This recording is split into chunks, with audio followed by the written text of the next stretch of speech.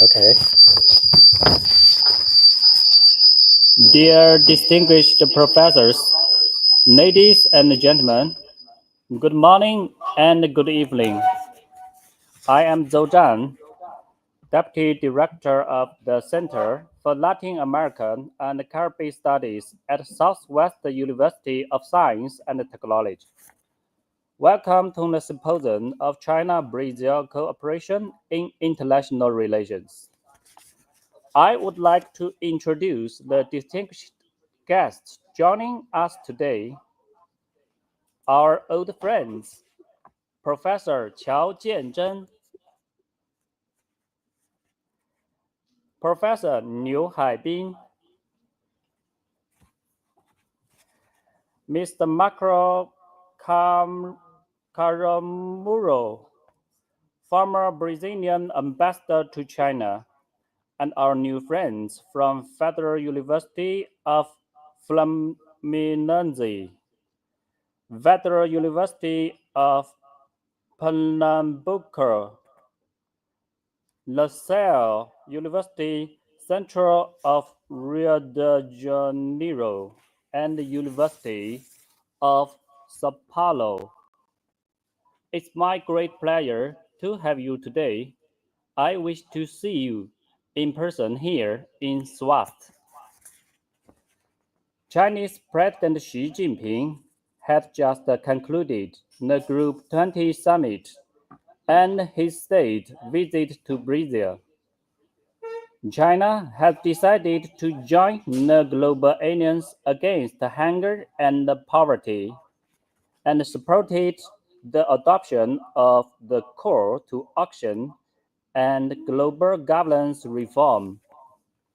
During Xi's visit to Brazil, the heads of China and Brazil met and signed a series of agreements such as economic cooperation, educational cooperation, and cultural exchanges.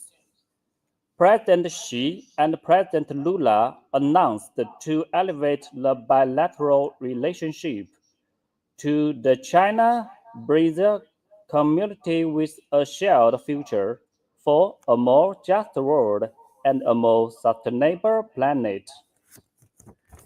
China and Brazil, the two mutually successful golden partners, will usher in next golden 50 years of friendly relationships between the two countries as the two countries jointly promote the Belt and Road Initiative, the Accelerated Growth Plan, the Brazil's new industrial plan, and other development strategies.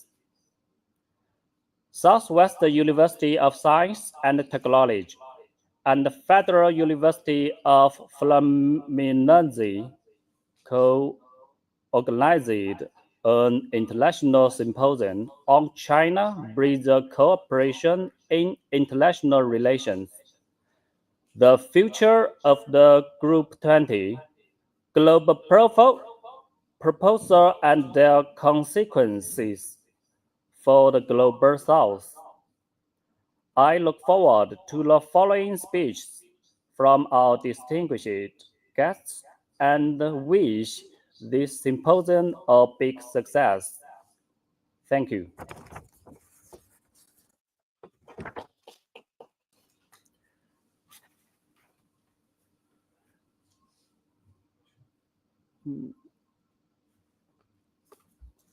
Next, please, Qiao Jianzhen.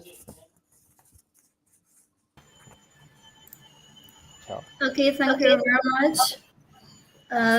I'm here to greet all my friends, distinguished experts, professors, all the new friends from China, Brazil. Good evening and good morning. So I'm Qiao, aqui no Brazil, I'm Qiao Jianzhen in China. I'm the Chinese director of Confucius Classroom in Wufi with the partnership of Hebei Normal University, and I have been working Confucius Institute related work in Brazil since 2005. So I've testified the 25 years of diplomatic relationship between China and Brazil. And first of all, I'm very grateful to the invitation from my greatest friends, Professor Li Renfang and Professor Tatiana from Center for Latin American Studies of the Southwest University of Science and Technology, and from the INEST and the CEA in Fluminense Federal University. It's a great honor to have this opportunity to meet with all the experts and friends at this special moment. The year 2024 marks the 50th anniversary of the China-Brazil diplomatic relationships. And in the past 2 weeks, I attended a series of important events.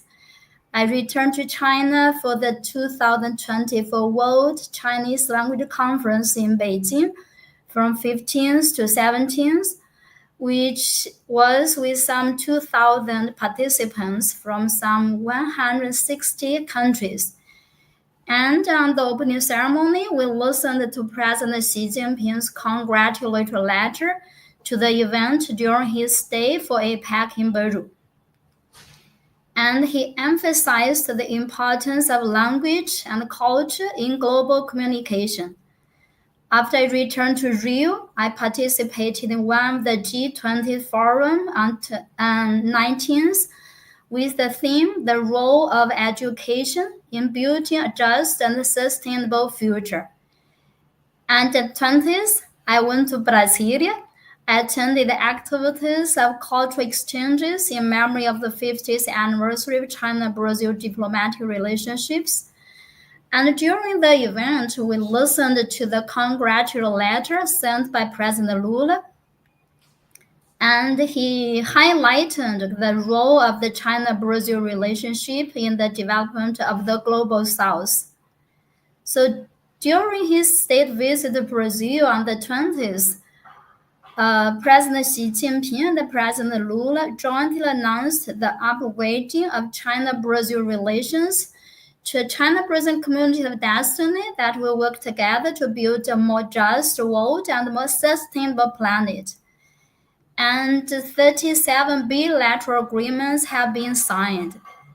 So the current China-Brazil relationships is the best ever. And how it can grow even more in the next 50 golden years is a topic of common concern. So it is really very important to organize this event at the right time, to bring together famous scholars and experts in this field, right, from China and Brazil, to discuss together how we can formulate an international cooperation that encompasses different ways of understanding global relations. So I'm really happy to see all my friends, from China and Brazil in this event. I really wish the event a great success, and may China-Brazil friendship last forever. Thank you all.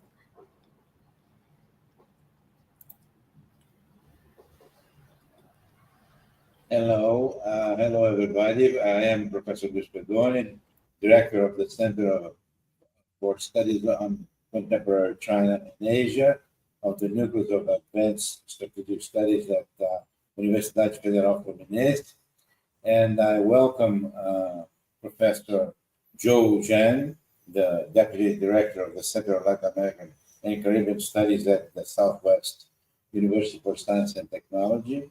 I welcome Professor Ana Chow, the Confucius Director at Universidade Federal Fluminense, and I welcome also the participants of this international conference, Professor Liu from the Shanghai Center for Latin American Studies, Professor Tatiana, who is at the Southwest University, Letícia Simões, our colleague professor at the University of La Salle, Felipe Alexandre at the Mayorship of Rio de Janeiro, and all the others who are participants of this seminar. This is a great occasion. This is marks the gold jubilee of 50 years of the relations between China and Brazil. Started in 1974.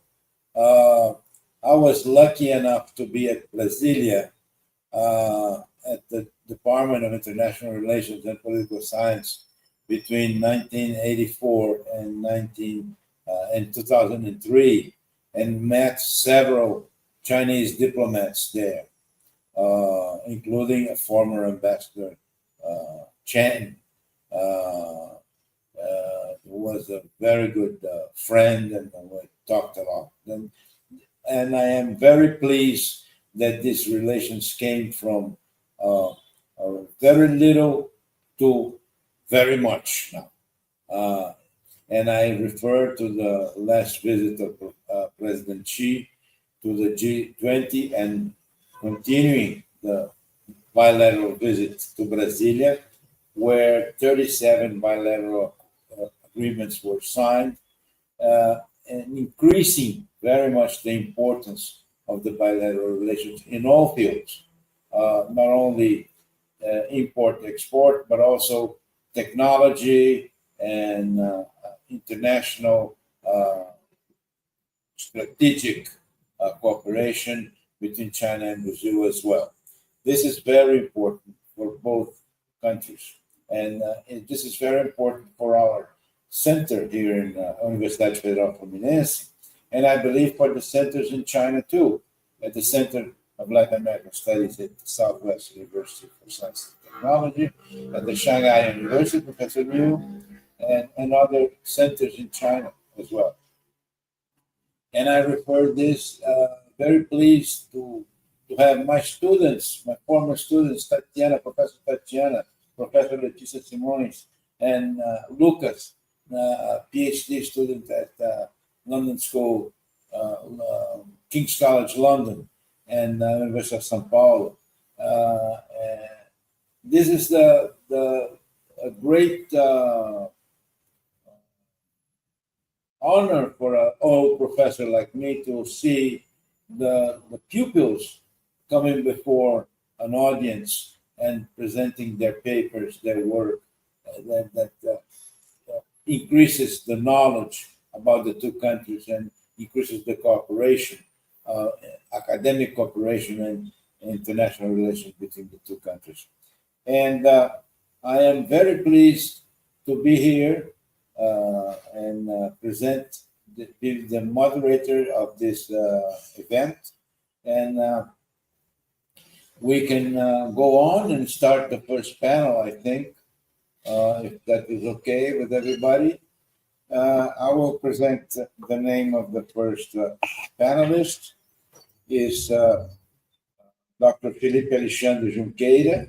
Felipe Alexandre is the first two names appear on the screen. He's the advisor for international relations and cooperation at the City Hall of the state of Rio de Janeiro, the city of Rio de Janeiro, I believe.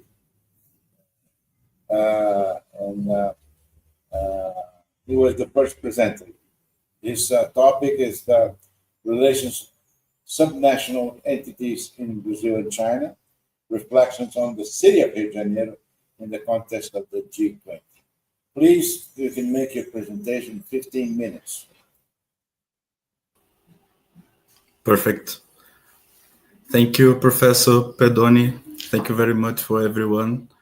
I hope everyone is okay. Good morning to everyone in China. Good evening to everyone in Brazil. It's a great pleasure to participate in this seminar. I greet all my colleagues here present and the audience. I would like to especially thank Professors Tatiana Molina and Letícia Simões for the invitation and support. Thank you very much. The topic that I will address is rarely addressed by the international relations, foreign policy, diplomacy, and international politics, study and research centers around the world. There are a few published academic works that seek to scientifically address the phenomenon of subnational entities, diplomacy, and its impact on international relations. This is a big problem. because it's clear that international events and the decision-making process of national states leaders are increasingly influenced by the local governments.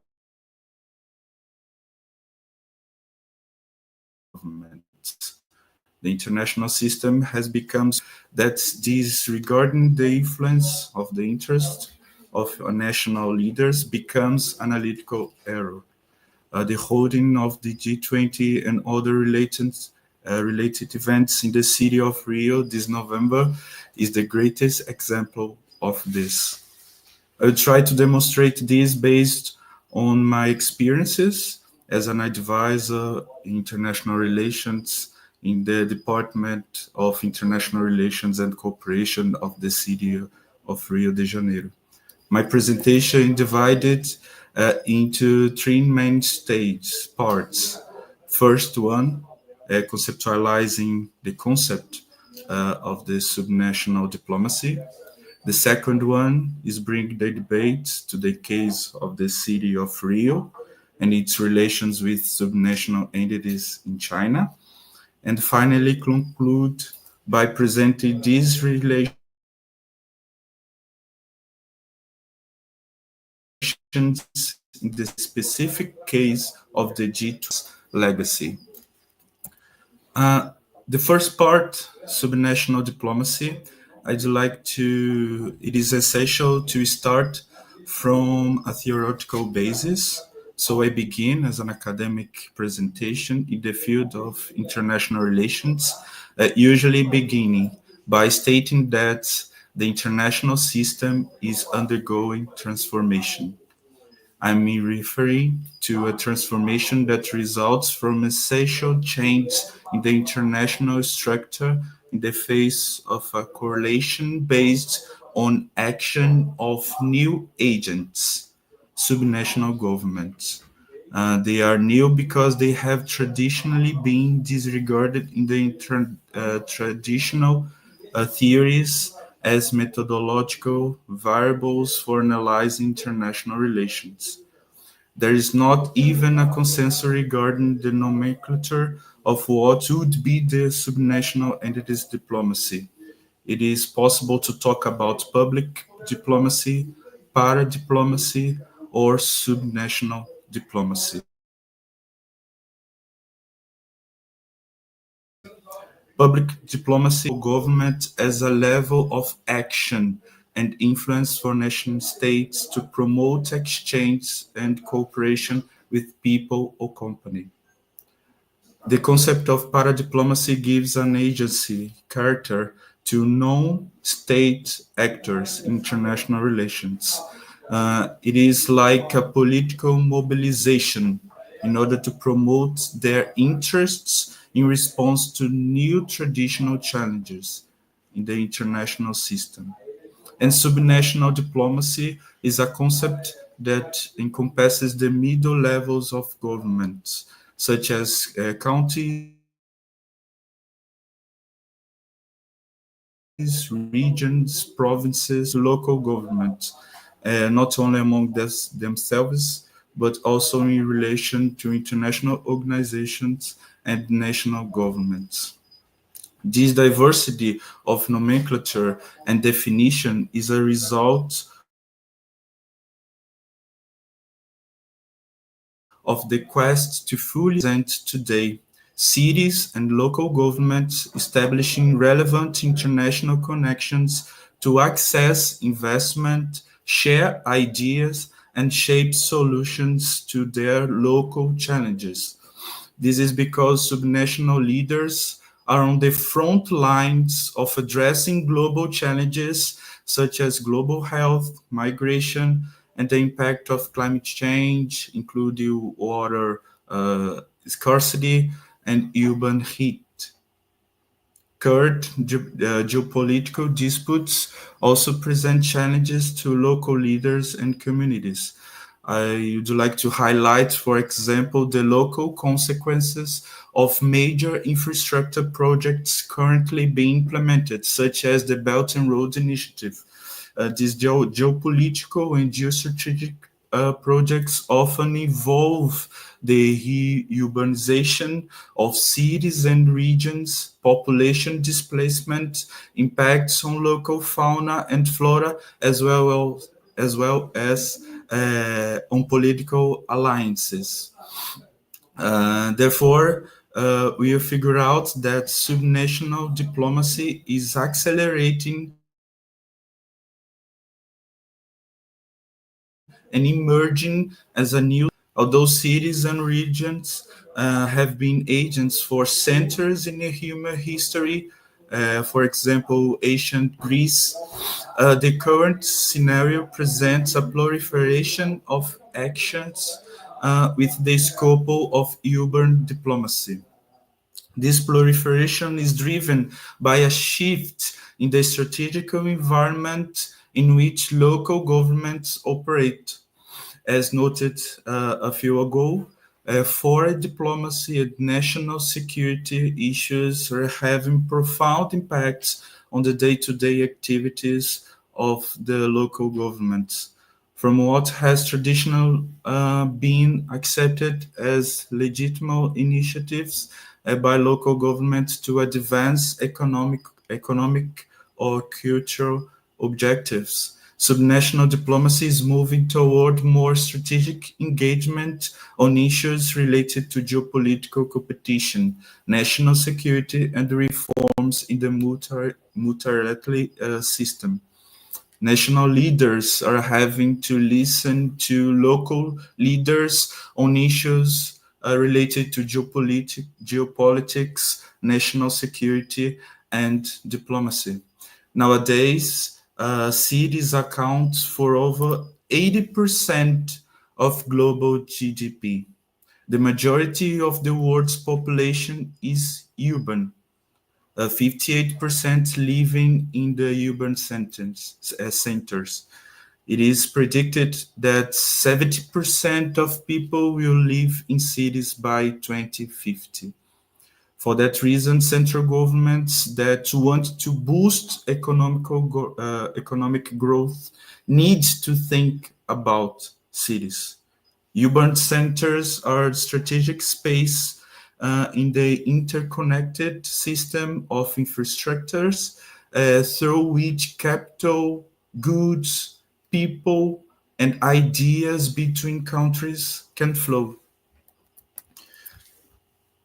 Some authors characterize the current world as minilateralism. That means local governments are increasingly playing a large role as partners that bring technical expertise to small ad hoc coalitions of countries organized around specific goals.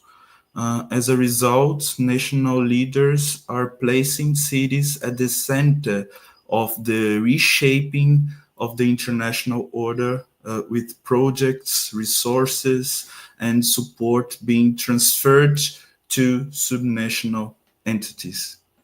Furthermore, considering subnational actors is a way to reduce the inefficiencies of central government's public policies.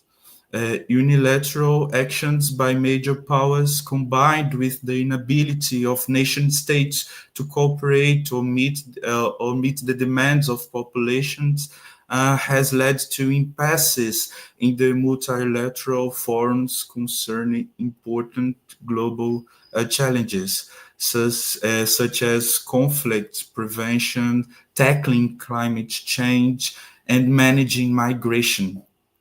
Then the actions of subnational entities, which are based on pragmatism and practical problem solving, would also help to improve public policies in countries. However, I'd like to point out that are limitations to local governments in pursuing their own interests, agendas and ambitions. Forming partnerships in the international environment. For example, the Montevideo Convention on the Rights and Duties of States, held in 1933 in Uruguay, set out what state is, the meaning of state. To be a state is necessary to have a defined territory, a permanent population located in that territory, a government, and the ability to relate to other countries.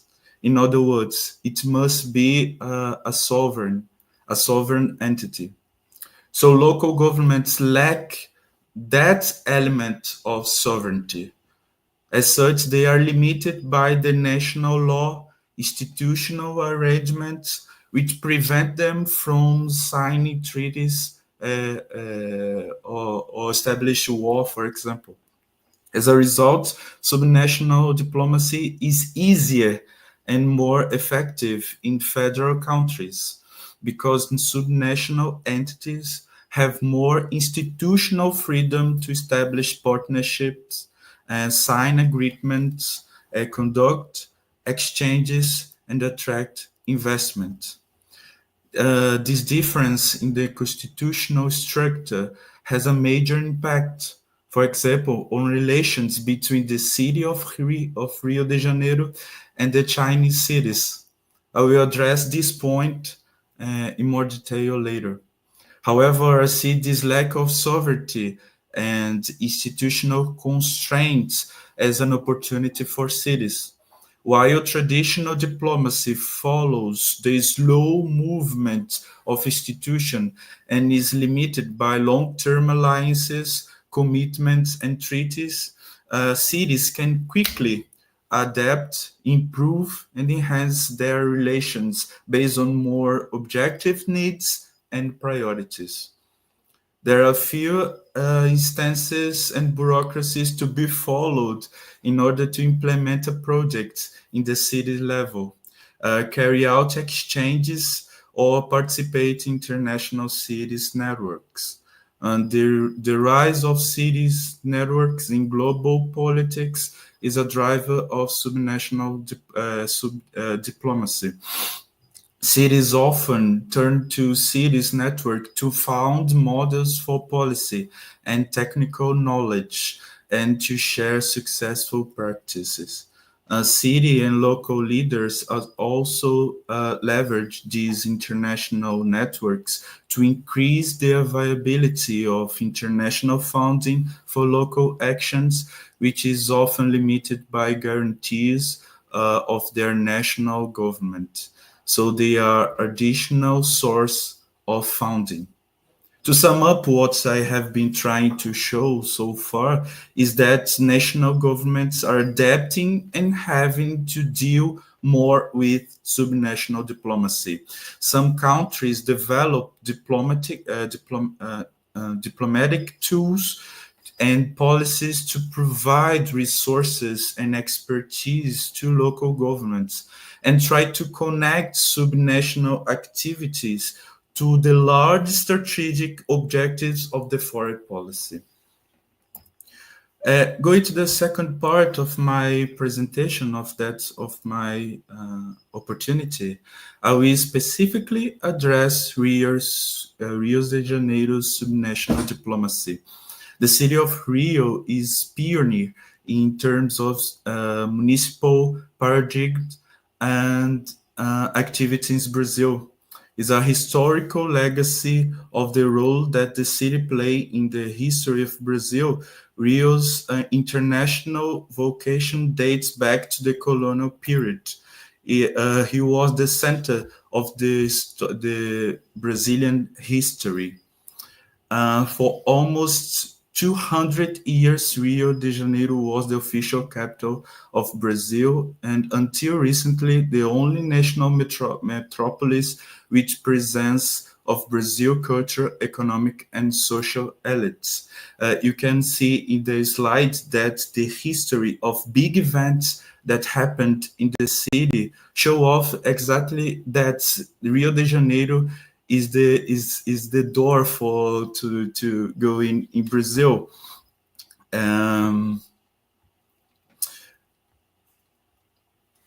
However, the subnational diplomacy or paradiplomacy is not explicitly stated in the Constitution of Brazil.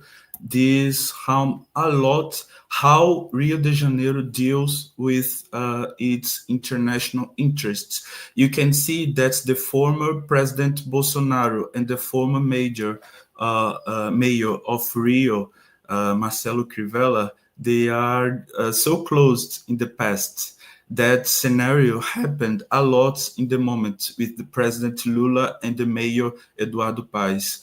But the strategic objectives to project the Brazil and the Rio de Janeiro is totally different.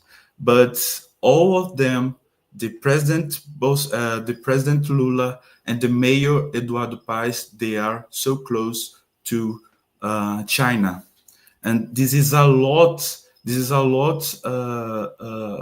helps a lot to connect Rio de Janeiro and cities in China.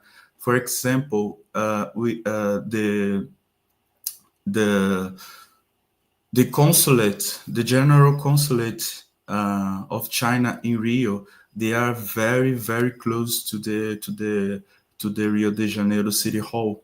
And also, we send delegations to China and receive a lot of delegation. And this impacts a lot the G20 in the third part of my presentation, because Rio de Janeiro has to be the city to receive the G20, because we have the infrastructure to receive a lot of these events. For example, we receive a lot of international leaders, receive a lot of international representatives.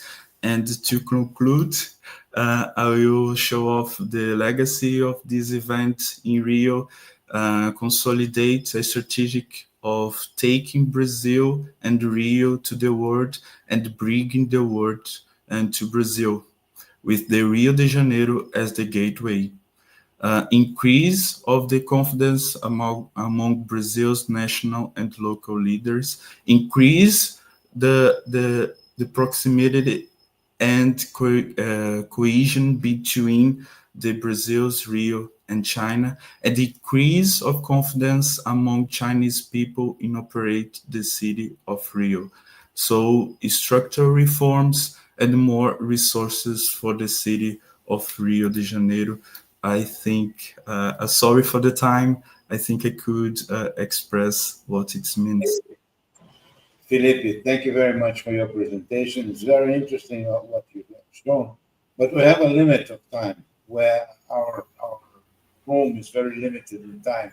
So sorry. We thank you very much for your presentation. Now we'll go on to the second presentation, straight to Professor Letícia Simões.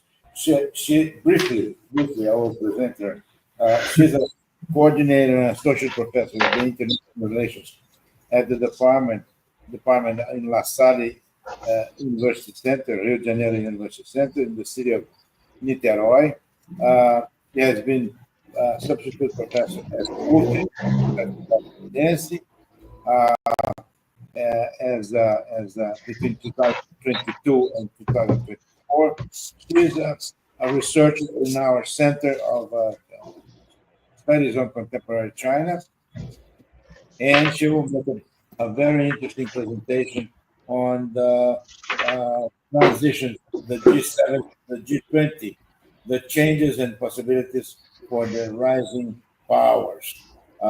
Please, Letícia, go on with your presentation. Thank you very much. And please, I'm sorry to ask you to stay within the 15 minutes. Thank you very much. Thank you very much, Professor Pedone. Good morning, everyone in Brazil. Good morning, everyone in China. Thank you very much, my friends in Rio and in Brazil and in China. Thank you so much, Professor Zou, Professor Tatiana Molina, Professor Pedone. I'm very pleased to be here today to share with you some ideas about this change in the global governance and in international system. So I would like to start my presentation in this point that we had the G20 summit in Brazil. We had the presence of President Xi, and we have a very long relation with China and a very long relation to come. So Brazil and China as rising powers can benefit for these changes from G7 to G20, as we have a much more diverse world today, and this is very important and very central to both countries. So I would like to start presenting these changes in the global governance in the international system from the 70s to nowadays, from the G7 to the G20. And let me pass here. Starting with these 21st century changes in the global system. So it's important to think that the current international system has undergone four fundamental changes. So these changes transformed the international system from the centralized, static, slow state system, territorially separated and dominated by sovereign countries that last from the treaties of Westphalia to the end of the post-Cold War era and the end of the 20th century. So these changes happened in four important aspects, as I'll show for you in the next slide. So the first one, connectivity. We are much more connected today as countries, as economies, and as people. We have today a globalized and firmly connected world. That's for good and for bad.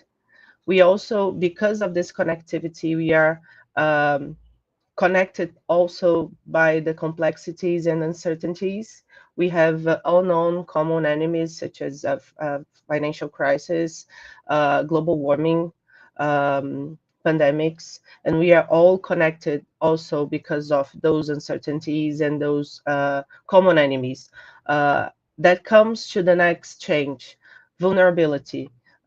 Obviously, some countries are more vulnerable than others, but the main issue is that the primacy of equitable and non-state threats for all is a reality in the international system nowadays. But it comes to the main point for us today, that is the capacity. So nowadays we have diffusion and convergence between rising and receding power. So we have nowadays much more capacity diffused by for different economies, different countries, and those capacities diffused change everything. So to show these changes, I went back to the formation, the initial moments of the group of 7 economies, G7. It became it started as a group in 1973 as a group of the world's most industrialized countries, but in the beginning only finance ministers. This group they had meetings in the Library of the United States, Library of the White House, I'm sorry. And in the beginning, fewer states, only 4 finance ministers, ministers from the USA, France, Federal Republic of Germany, United Kingdom. They were together to discuss financial issues after the oil crisis, after the end of the Bretton Woods system. In 74, we had Japan, and in 75, Italy. And in 75, we had the G6 with the creation also of an annual summit, not only for the finance ministers, but also with the main market democracies, with high-level meetings with head of states and governments. And the idea was that this meeting had less protocol.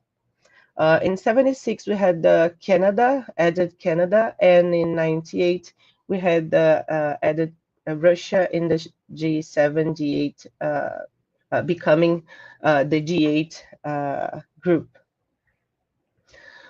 Well, with the arrival of this post-Cold War globalization, we had this democratic Russia added as a full member in 1998 as Russia tried to become close to the West. and it was suspended in 2014 because of the annexation of Crimean Peninsula. But the G7 and G8 is a club defined by capacity and also by democracy in Western in a Western model, along with political economy and social openness and like-mindedness of this Western way. So its mission is to provide and to protect, and to promote some values of these open democracies, individual freedom, and social advancement in this perception of the Western countries. So I brought this map just to show you where are those countries, those economies, as they are in the upside of the map, like they are all states in of the north part of the world, and they share some common ideas, problems, perspectives. And the idea in the beginning of the G7 as D4 was to shape the world and solve the problems and financial problems in the way that respect the interests of those countries. But the world is not anymore as it was in the 70s. So in the end of the 90s, G20 was created precisely in 1999 during a G8 summit meeting. It was a group initially, just like G7, a group that brought together finance ministers and heads of central banks from not only 7, but 19 largest economies in the world, plus European Union. And these finance ministers, just as the G7 and heads of central banks from this world's main economies, began to meet regularly once a year, or more than once in a year. And like G7, the G20 was also formed in a response to a financial crisis, not oil crisis, but this time the Asian financial crisis in 1997, and obviously these global ramifications of the Asian financial crisis. Well, less than 10 years later, at the 2008 summit, the heads of states and governments met for the first time in G20, and this signified a central change in the role of the G20, and also a big change in this changing international system. So this step was taken in response to another crisis, financial crisis, the 2008 crisis, when once more, the G8 countries realized that the international system was much broader and much more diverse now, and the capacities were diffused. That's why they needed much more economies and heads of states to try to fight this new threat, this new crisis. So from the 2008 onwards, the G20 became a forum for discussion on international governance, a role previously occupied only by the G7, G8 economies. So these are the systemically significant actors of the G20 in 2008 and also in 1999. But the countries that form this new idea of G20 as a forum for debate the global future. And here, two maps to show the difference between what was the world with G7, G8 only, and now what is the world much more diverse, complex, with capacities diffused of G20. They are not only in the north, they are in the north and in the south. So this diversity, it's very productive for countries like Brazil and China, rising powers that can shape also, can set the agenda for the next years. Also, after the G20 in Brazil, the Brazilian summit in Rio, the African Union became a permanent member of G20 Forum for International Economic Cooperation that adds complexity and diffusion, and also these widenesses in international system, and also the space G20 has in the international relations, international system, and in global governance. So the broader G20 summit composed equally of established and emerging powers, was created in response to this new threat in 21st century, the vulnerability intensifying the shock of this great global financial crisis exploding in 2008.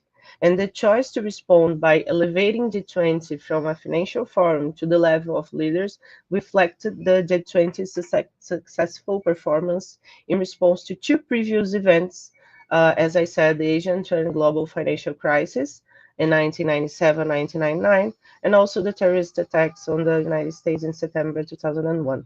So G20 became a forum, a group, a club defined by the capacity and connectivity of its members to provide responses to different kinds of crises. So provide crisis responses, crisis prevention, and global direction for a complex, uncertain, and diverse world as we have in 21st century. So the centrality of connectivity is a criterion is reflected in both of its fundamental distinct missions of G20. So G20 has to provide global financial stability, but also has to make globalization work for the benefits of not only 8, but 20 and more countries. So both the G7 and G20 had their origins in monetary and financial turmoil. What in these reviews indicators of deepening complex interdependence and the increased demand for international cooperation brought about by increased globalization and obviously increased diffusion of capacities. And as in the 70s, there were a feeling among the Western leaders, G7, G8 leaders, that dealing with the economic crisis required high-level cooperations among the states who had the most capacities. And in 1999, the G8 realized that it had now become too small, and that the new emerging powers had to be brought on board to fight to address the financial crisis and other kinds of threats and crises in international order. So the creation of G7, G8, and G20, therefore, reflected this continuous process of deepening multipolarity.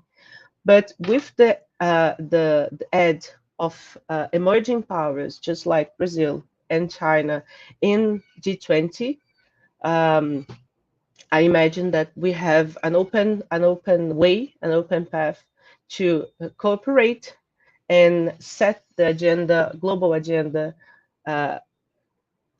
looking for our interests, our interests that shared future, as Professor Zhao mentioned in the beginning of our seminar.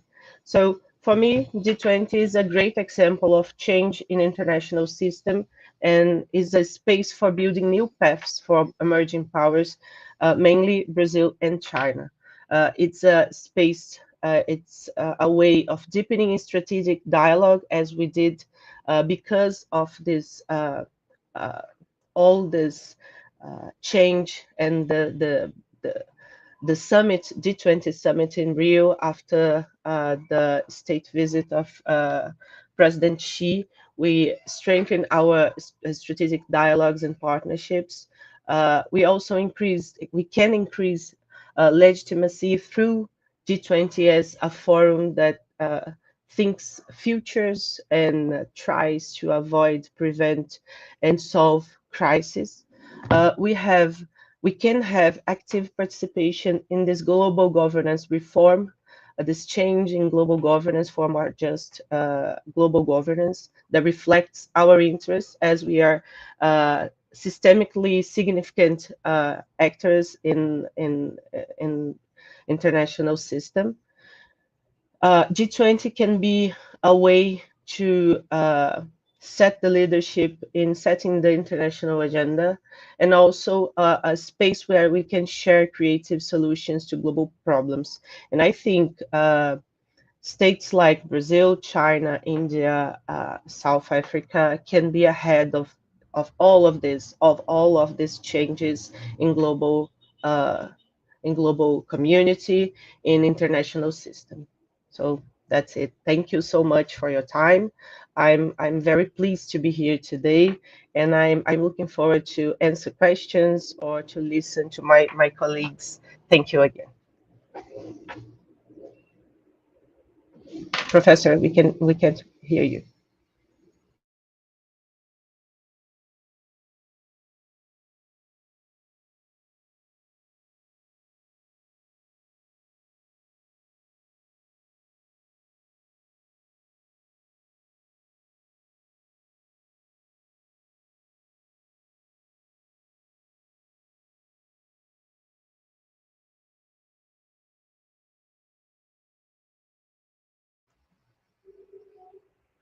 We can hear you, Professor Pedone.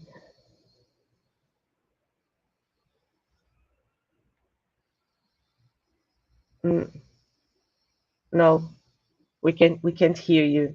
Sorry, no.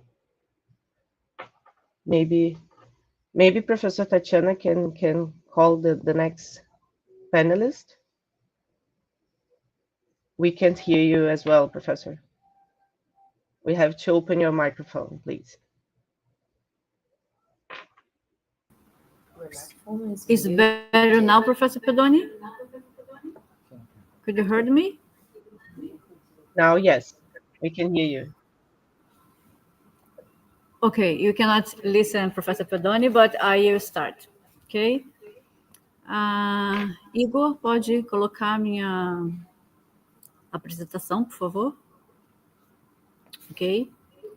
Deixa eu só aumentar minha tela para ficar melhor para mim aqui. I would like to once again thank all the professors for their presence and for accepting to participate in our first international conference between SWUST, CLACS, and CEA-UF, linking China and Brazil to discuss issues that affect us directly and or indirectly. Taking advantage of the fact that you had the G20 meeting in Brazil last week and the state visit of President Xi Jinping, I tried to organize a series of issues that I believe are of extreme importance for those who debate China. In my understanding, the great challenge for G20 countries in the coming years is to know how to deal with the rise of some of their members and work together to understand the role of each one as well as any difficulty to be overcome. Sorry, that's me. Okay. The growing importance of Asia's country and the strong indication that this will be the Asian century does not mean a replacement of power, but sharing of tasks. With a large population and territory, China raises tension if we base our relationship on the perspective of hegemony, the balance of power in a Hobbesian realist vision, and with the agreement established in the Peace of Westphalia. Recognize that other groups can be added to those already existing in a global relations is an exercise that reconfigure the way that states see themselves and others. Relational vision would lead to the recognition that the world and events are interrelated. Identities and roles played by actors occur because they are actors in relation to others, since there is no independent being, and each other is an element in constant process. Countries define and redefine their identities and purpose as they continue to interact with other actors. There have been many attempts to explain China's economic rise in the 21st century. The topic is usually based on various Western theories of international relations, mainly realism and liberalism, without taking into account whether or not they satisfy the historical, cultural, political, and social issues specific to Asia, but particularly to China. After the Peace of Westphalia, the nation-state conceived in Europe and by Europe shaped the base of the theoretical concepts that would be given to other countries regardless of their past as former colonized countries, former empires, geographical location, etc. However, IR theories based solely on Western history do not fit into Asia. We can say that rationality is to the West what relationality is to the East. The West thinks from a more individualist premise, while Confucius societies are fueled by a sense of group, and behavior is shaped by a historical, cultural background repertoire. The analysis of world politics must begin from a study of relationship rather than taking nation-states as independent entities interacting in a selfishly rational way. Western international relations theories focus on the individual actor rather than on relations between actors or relations between actors and their context, which would determine a more significant analysis of international relations, which, despite having relationship in its name, does little to address the topic. Relationality is a key concept abstract from the interrelated world. A social actor bases his action on relationship. The logic of relationality is that an actor tends to make decisions according to the degrees of intimacy and importance of his relationship with others and with the totality of his relational circle as a backdrop. Just as one actor makes different decisions for different actors, countries give in and make things easier for their allies in ways they would not do for others. Through relational circles, actors seek concrete gains and act to achieve their own interests. Relational governance is based on the negotiation of socio-political arrangements that manage a complex relationship in a community with the aim of producing order. Members behave in a reciprocal and co-mutual trust developed on same shared understanding of social norms and human morality. Governing is governing relationship.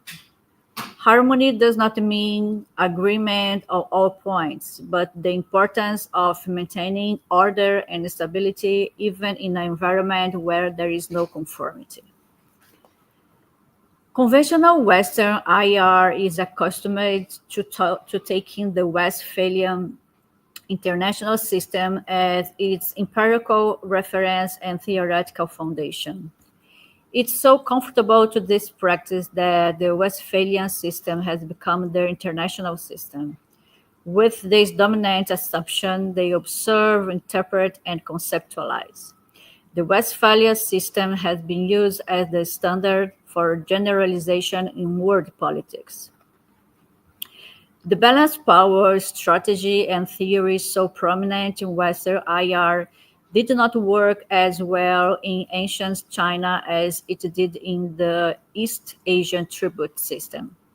The balance of relations, which aims to create stable and constructive relationship between and among states, seems more relevant in a relational international system. For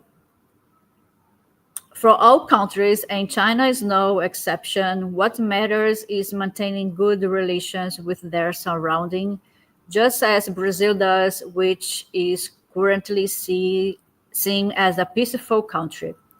If Brazil becomes a great power, will it also be accused of trying to establish a hegemonic presence in the region and worldwide? This is why the historical past has profound relevance in relational understanding, as it is indicative of how states have dealt with and continue to deal with their neighboring and more distant countries. The imperialist legacy can undoubtedly be seen as a threat.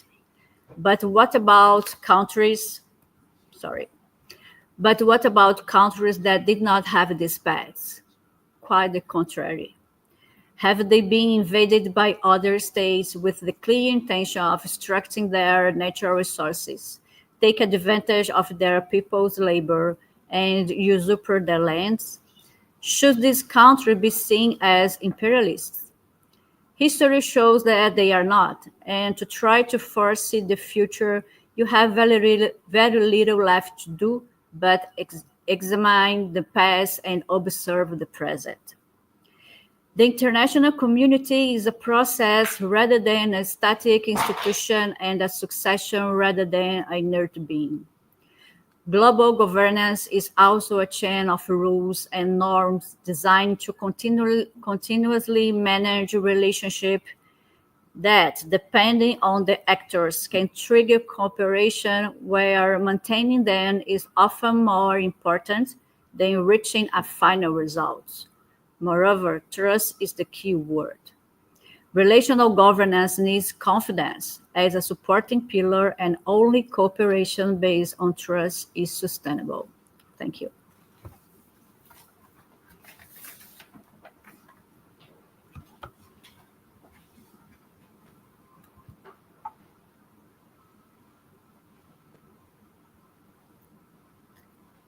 Professor Pedone, acho que não estamos te ouvindo. I think you cannot hear you again.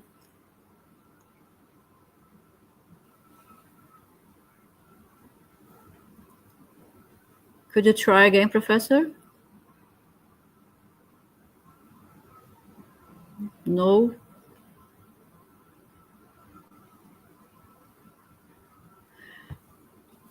Okay, people, I think you have a problem with Professor Pedone, so I would like to ask for Professor Neil Hybing, Associate Researcher, Institute of Foreign Policy Center for American Study from Shanghai Institute for International Studies. Thank you, Professor, for having your presence with us. It's our pleasure and honor. Thank you, Professor Tatiana Molina, and thanks for the organizer of the Southwest University of Science and Technology and Federal Fluminense University's work on this seminar. I think this is a very timely and important event for us to reflect the recent summit of G20 in Rio de Janeiro, and also the state visit paid by Chinese President Xi Jinping. I think I would like to congratulate our Brazilian colleagues on successfully hosting these two big events. And I think there are many international response and observation to these two big events. I think both of them are very successful because the state visit elevates the partnership of China and Brazil to a new level, the community of the shared future, which is, I think, is the first partner beyond the Asia and in the Western Hemisphere, and also expanded our cooperation agenda to pay more attention to the issues related to the sustainable development agenda. And also the G20 summit is also a very big success because it has given a lot of attention to the agenda of the Global South related to the sustainable development agenda, which is quite different from the previous G20 summits. So that's my impression of these two big events just happened in Brazil. And also, I just came back from Brazil one month ago by doing a field survey in Brazil. I would like to also want to share my impression of the short trip. I think the Rio's internationalization has been much improved after the two big events, Olympic Games and the World Cup. And now I think the G20 will play a larger role to help the city to be a more internationalized one. And also, I saw a lot of Chinese factors in Brazilians' daily life, like the BYD EV has been becoming more popular in Brazil's app-driven cars market. And also, I visited some Chinese companies in Brazil. They hired a lot of local young talents.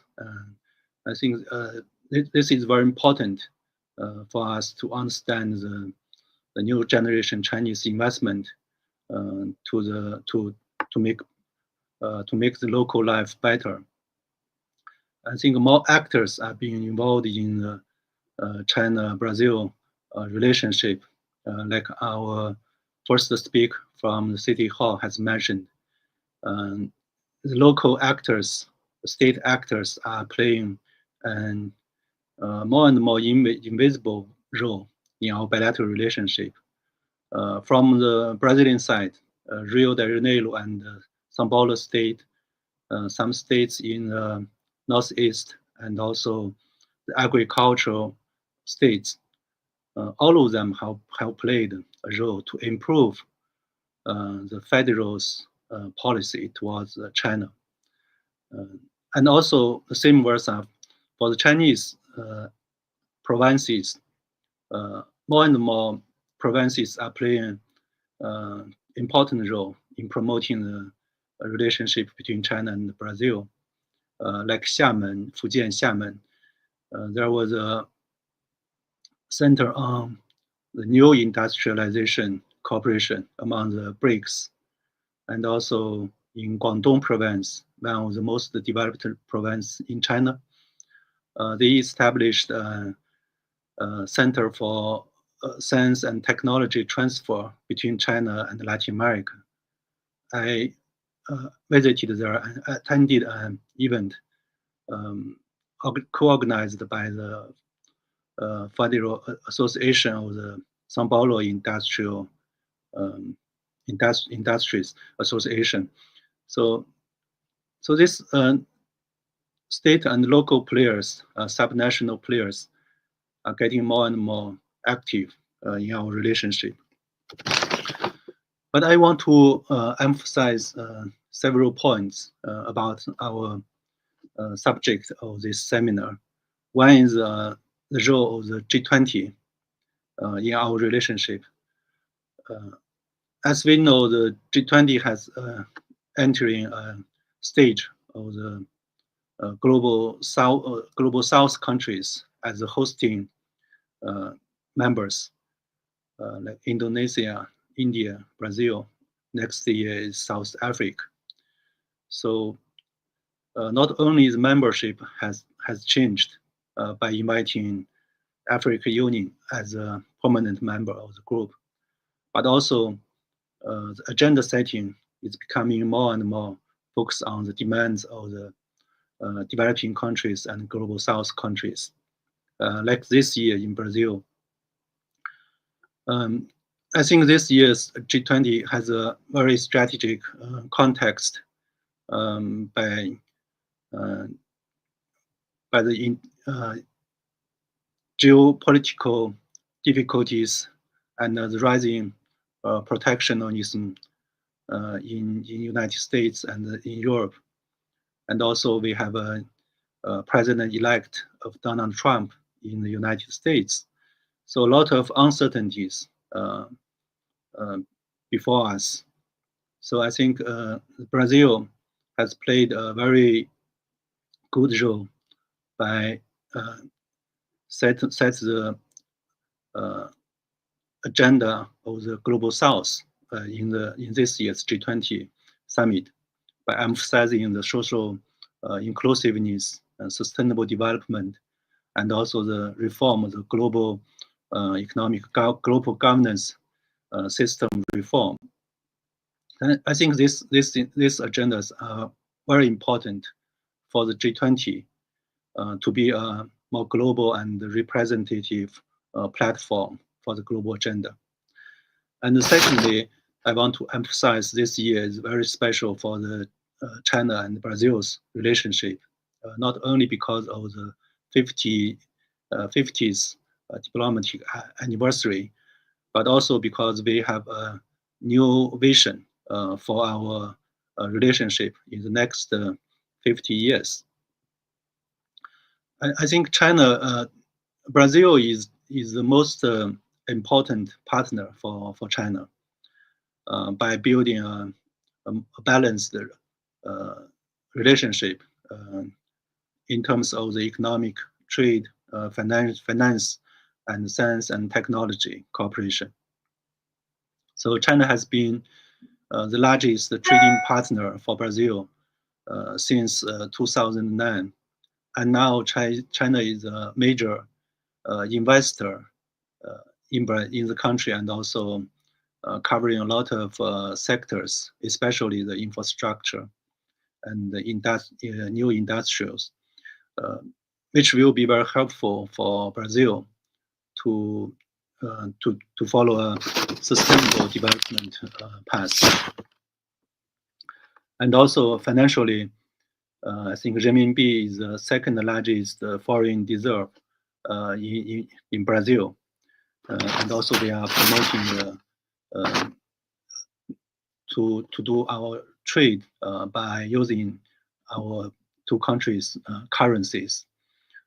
This is also a priority for the cooperation among the BRICS countries. And in the future, I think in this state visit, both sides have signed a lot of agreement on different areas and put the priorities as following by including financial cooperation, infrastructure, industrial, supply chains, investment, and ecological transformation, and also the science and technological innovation. So we have a very new and sustainable agenda for our cooperation, which is important for both countries, not only for Brazil, but also for China. Because emerging economies such as Brazil are more open to China's technology, capital, and investment than the established economies such as the US and Europe. I think which will be helpful for both countries to use the opportunity of the fourth industrial revolution that helps both countries to achieve a sustainable development path. So I think why both Brazil and China can reach such kind of strategic consensus on their common agenda. I think the first thing is because these two countries shared their very similar world vision about our planet and the international agenda. So in the joint declaration, we say both countries support each other's global initiatives. We say we use the subject of the G20 to define our new partnership, and also Brazil expressed its support to the three global initiatives of China. And also both countries think that the sustainable development should be the guiding principle for the current international cooperation. So that means to cite the development cooperation as their main priority. And also, I think both countries are supporting the agenda of the Global South to build more room for these countries to achieve sustainable development. So because of this share the visions towards the world, they can develop a new scenario for the two countries' cooperation in the near future. So I want to highlight the importance of the China-Brazil relationship for the deepening China-Latin America cooperation, and also the importance of the global South in today's world, and also to set an example for the major powers of today's country. Even Brazil treats itself as a middle power, but Brazil certainly is an emerging power. So as two emerging powers, I think China and Brazil, their bilateral and international cooperation can be served as a good example for the major powers, like the European countries and the United States, to think about their relationship and cooperation with the emerging powers like the BRICS countries, including China. So I think I'd like to say there is a great potential for China and Brazil in future cooperation, but both countries have to work hard to make this potential to be a reality. For Brazil, for example, maybe Brazil should pay more attention to the regional integration, because in these days, people are paying more attention, a lot of attention to the port of Chancay in Peru. To make use of this strategic infrastructure to be more beneficial to countries of Latin America, I think both China, Brazil, and Peru, and other countries in Latin America has to work together to enhance the regional integration and the connectivity to make this port's potential to be a bridge between China and between Asia Pacific and Latin America. So I think there's still a lot of work to do. So I will stop here. Thank you again for invitation.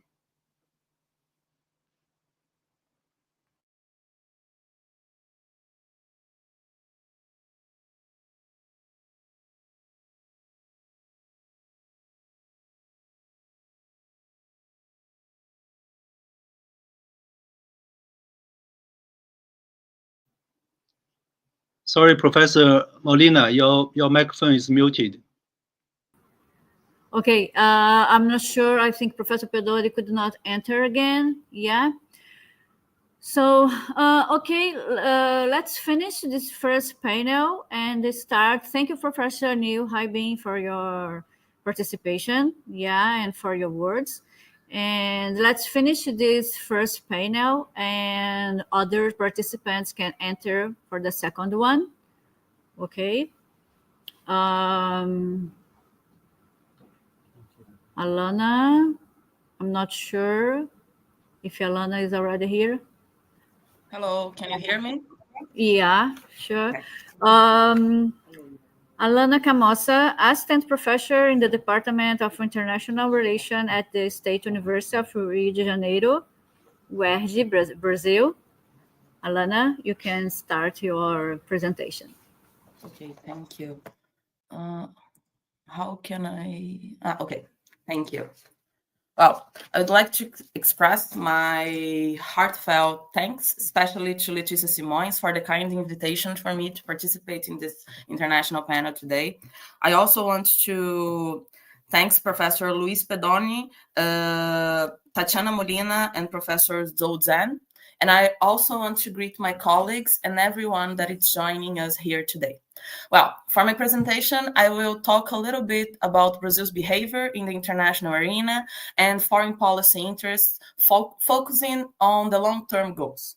I will also focus on some of the challenges that this kind of strategic relationship that we have with China will face in the coming years, especially due to the current geopolitical scenario marked by increased tensions and political polarization.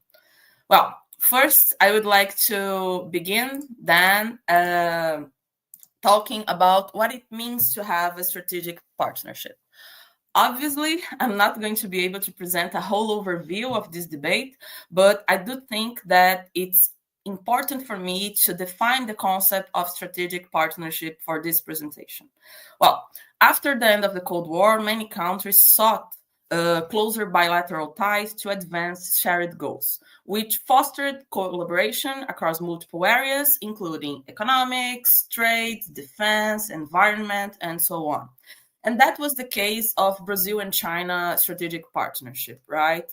In the Brazilian literature and official documents, usually we can see strategic partnership as a tool of enhancing cooperation, strengthening coordination, and creating conditions for development. And for China, usually we can understand the term strategic as a deeper commitment to enduring non-ideological cooperation, and partnership as the idea of mutual trust, respect, and equality, aiming to achieve a win-win dynamics, right? Well, both Brazil and China have established strategic partnerships with multiple countries. For example, Brazil has such relationship with Argentina, France, Denmark, Sweden, the United States at some point, and many other countries. And China has signed similar agreements with nations across the world. So you can see on the screen a little bit about the partnerships that China has. They have different terminologies which indicate varying levels of depth in China relations with other countries. But due to the time constraints, I won't delve into this debate during this presentation. So if we can have a strategic partnership with a lot of countries, what strategic partnership actually means for a country? Is establishing close relations enough to be considered strategic? Does a strategic partnership need to align with the core interests of the countries involved? I believe so. And in the end of the day, in a changing world order, as everyone is talking about this in this presentation, what are the challenges for Brazil and China's strategic partnership? Well, if we think about Brazil's foreign policy goals, Brazil's core interests as a middle power or as an aspiring regional power, we can summarize them in three main pillars: development, autonomy, and international projection. These priorities shape Brazil's engagement on the global stage and define the purpose of its strategic partnership. So in other words, strategic partnership, therefore, should contribute to these goals in tangible ways, the goals of the development, autonomy, and international projection. And if we look at Brazil's international behavior, its foreign policy has shifted between periods of closer alignment with the United States, as we can see from the founding of the Republic until the 60s, and in this period, Brazil maintained a hemispheric focus, aligning primarily with the US while engaging with neighboring countries. And thus, this period was marked by Americanism, right? And from the 60s onwards, Brazil sought ties with African and Asian nations, which was marked by global multilateralism. And it was a period marked by a more globalist approach. And after the Cold War, Brazilian foreign policy became more dynamic, often shifting between North and South axis, or South-South, North and South orientation, with nearly every change in government, right? So it's in those two recent moments that the relations between Brazil and China began, right? And began to occupy a more significant place on Brazil's foreign policy agenda, right? So if we look at China and Brazil relations, we can divide this relationship between the countries into four phases, but for this presentation, we can focus on the fourth phase. And the fourth phase was marked by the consolidation and the maturity of this relationship, right? It was a moment in which the relations truly began to accelerate. This led to a period of significant economic growth for Brazil in the beginning of the 21st century, driven by the commodities boom, which echoed in broader economic expansion for Brazilian economy, right? As China gradually became an important market and a commercial partner for Brazil, political partnerships soon began to follow. So we had the Sino-Brazilian High-Level Coordination and Cooperation Commission, COSBAN, which was established in 2004. In 2012, we had this relationship elevated to a global strategic partnership, and the strengthening ties with China became part of a broader South-South cooperation strategy, which could be seen with the creation of groups like G20, IPSA, BRICS, and so on, right? And this closer relationship with China enabled Brazil to achieve greater international prominence by advocating for the global South and multilateralism, right? So it also contributed to the country's economic growth as commercial relations became more complementary. The bilateral ties continued to strengthen and expand. And despite Bolsonaro's administration aligned closely with Donald Trump, which contradicted Brazil's international objectives in the long term, the relationship remained relatively stable in the economic sector, thanks to some pragmatic factions within the government, right? So right now, in Lula's third term, we can see a little bit more of the intention of Brazilian foreign policy to return to an active and assertive foreign policy, to the idea to reintroduce Brazil to the major arena in the international relations, to the idea that Brazil is a country that wants to be responsible, a country that wants to be part of, wants to reclaim a leadership in the international arena, right? So at some point, China's renewed engagement and its status as in the international system has helped Brazil to be back into the spotlight, particularly through the revitalization of BRICS. And also the strategic partnership has boosted Brazil's interest by positioning the country as a potential voice again for the global South, right? Alongside with China, obviously. And also, this strategic partnership in the third term of Lula, from now we can see that has been positioning Brazil as a country that can help to reform the international order and bring ideas to the international order, right? So the recent meeting that we had between Xi and Lula resulted in the signing of 37 agreements, including the joint declaration between Brazil and China on forming a community of shared value or shared future, right? Which represents a step beyond a traditional strategic partnership. But we still need to further understand what it will mean in the future for Brazil and for China. And additionally, it's important to highlight that they signed plans to promote investments in key sectors, crucial to Brazil's development, particularly those associated with the Growth Acceleration Program, PAC, the New Industry Plan, and the Ecological Transformation Plan.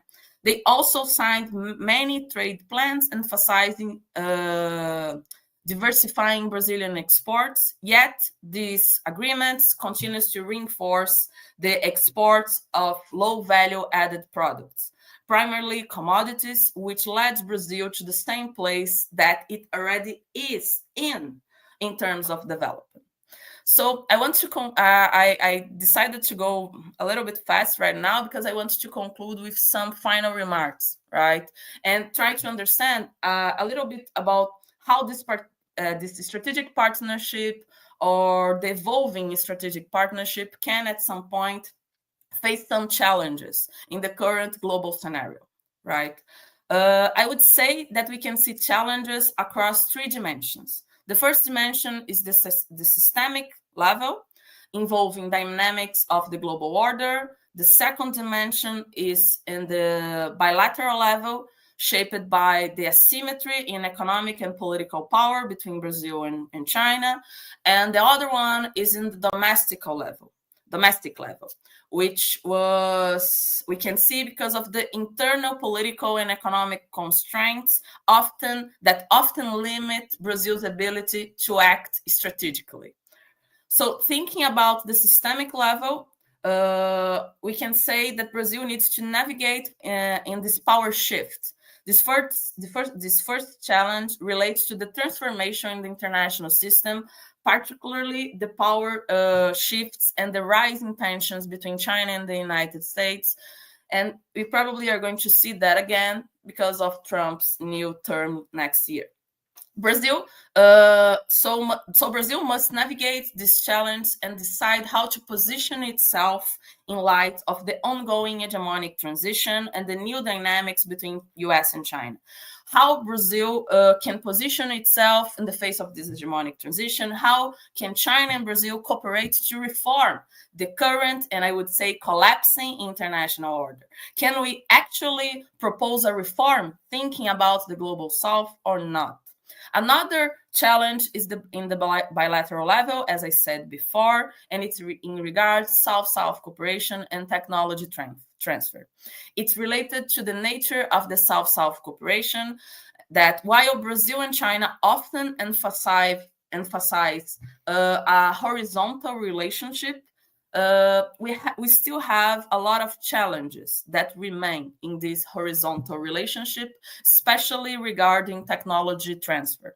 For instance, if we think about Brazil and China's satellite project, which offers critical data for monitoring extreme weather events, and in Brazil and South America, it faces limitations. One of the issues is the lack of technological transfer, especially in strategic areas where China restricts access to critical technologies. For example, the control of subsystems such as orbit control and propulsion issues remain under Chinese control. Furthermore, Brazil also needs to channel public investment into its industrial sector to enable the effective transfer of knowledge in fields like telecommunications, aerospace, and industrial automation. So at some point, how can Brazil and China move towards a strategic partnership that aligns with Brazil's foreign policy objectives that are development, autonomy, and strategic and international prominence? And in domestic level, we have one of the biggest challenges, I would say, that it's related to the structure of the state and the government transitions in Brazil, which can significantly impact the country's foreign policy strategies. With the rise of the far right in Brazil, we also can see the growing spread of disinformation and misinformation, and some regarding China, which has created very negative stereotypes that shape public perceptions of China in Brazil. So the first question would be, how can misinformation about China be addressed? And also, changes of government with the rise of the far right can lead to shifts in priorities and policy orientations, which can lead to challenge to Brazil and China's strategic relations and creates uncertainty. And this also affects the very notion of development, which from a progressive viewpoint is seen through industrialization and innovation, with investment in education and technology, while from probably a conservative point of view, it's aimed at maintaining the country's agro-exporter profile. What's Brazil's national project? Will we continue to define ourselves as commodity suppliers? Because as we can see in our relations with China, our mainly exports are iron ore, crude petroleum, soybeans, and the imports are products with more value added from China, right? And this also has been affecting our economic complexity that has been decreasing over the years. So I do believe that the partnership with China can definitely help Brazil, and we have the opportunity to have different, even if asymmetrical, different relations with China than what we have with the US, that we do not get almost anything from the US, right? We cannot simply change from China to the US, from the US to China, but we also need to consider our national plan and understand how this partnership can help us to finally achieve our core interests: international prominence, development, and autonomy. So I would say that the strategic partnership between Brazil and China that has been growing has a really good potential to bring Brazil more close to achieve some of these long-term interests that are development, autonomy, and international prominence. But for us to be able to do that, Brazil needs to be able to think about a strategic plan and understand how this partnership can in fact help us in the international system that it's already changing, and China is now in the spotlight, in the center of this international system. I think that this is all that I wanted to talk today. So thank you very much for your time, and I thank everyone again for this invitation. Thank you very much. Are you listening to me now? Can you listen to me? Yes, I can hear you. Yes. Thank you very much, Alana Camassa de Oliveira. You pose excellent challenges, intellectual challenges to the future of international relations, foreign policy of Brazil, foreign policy of China, and the strategic relationship between the two countries. We are at crossroads in the world right now. I have lived enough, almost 3/4 of a century past already, almost going to the century, to see enough changes. And I see the next 20 years, 25 years as being crucial to understanding the strategic relationships between Brazil and China and position in the world. So thank you very much for your notes, for your intellectual acute insights and presenting this paper to us. We'll go on to the second presentation on this second panel, which is Renan Holanda Montenegro. Renan Holanda Montenegro will speak about 50 years of Brazil-China relations. What's next? Renan Holanda Montenegro is assistant professor of the Department of Political Science at the Federal University of Pernambuco in Recife. I have good friends there, and I had the saudoso Marcos, great friend, since Brasilia when we were small kids in 1960, when his father was deputy and minister of agriculture. So welcome to the presentation, and please have the floor, Professor Renan Montenegro. Thank you very much, Professor Pedone. Good morning to everyone in Brazil. Good evening to all in China. First, I would like to congratulate the organizers of this international seminar, the Center for Latin American and Caribbean Studies at Southwest University of Science and Technology, and the Center for Studies on Contemporary China and Asia at Fluminense Federal University. At the same time, I express my gratitude for the invitation. On behalf of Professors Zou Zhan, Ana Chiao, Luiz Pedone, and Tatiana Molina, I extend my greetings to my colleagues from the first panel and the colleagues who are joining me on this second panel. Finally, I would like to greet those joining us in the audience. Ladies and gentlemen, on August 15, 1974, Brazil and the People's Republic of China established formal diplomatic relations.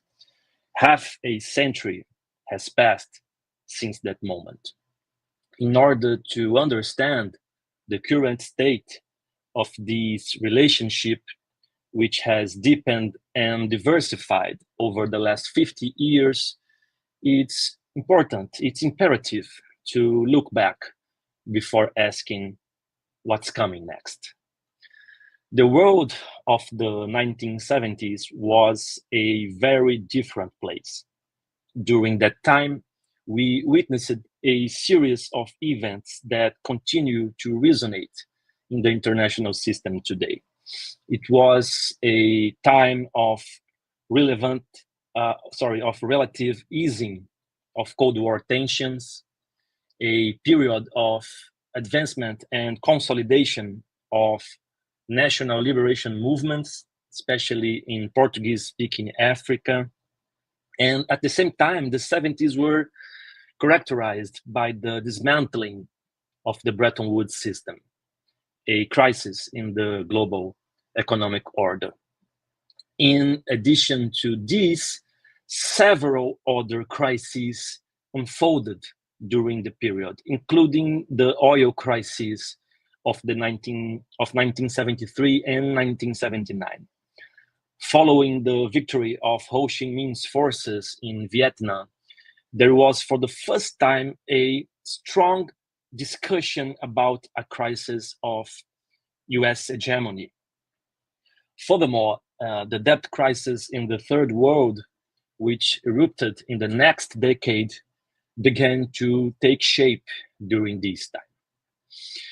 In Brazil, the early 1970s are inextricably linked to the further intensification of a repressive political regime marked by widespread persecution and various restrictions. Simultaneously, the decade witnessed the consolidation of the so-called economic miracle, a controversial phenomenon that nonetheless remains unparalleled in Brazilian fluctuating development trajectory. The 1970s were also pivotal for China, which underwent decisive transformations both internally and in its international projection. In 1971, China became an official member of the United Nations.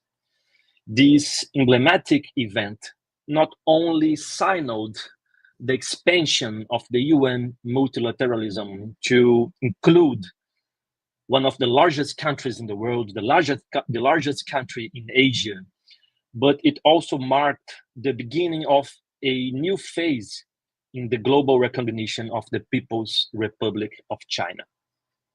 The passing of Zhou Enlai in January and Mao Zedong in September of 1976 were significant milestones in Chinese history.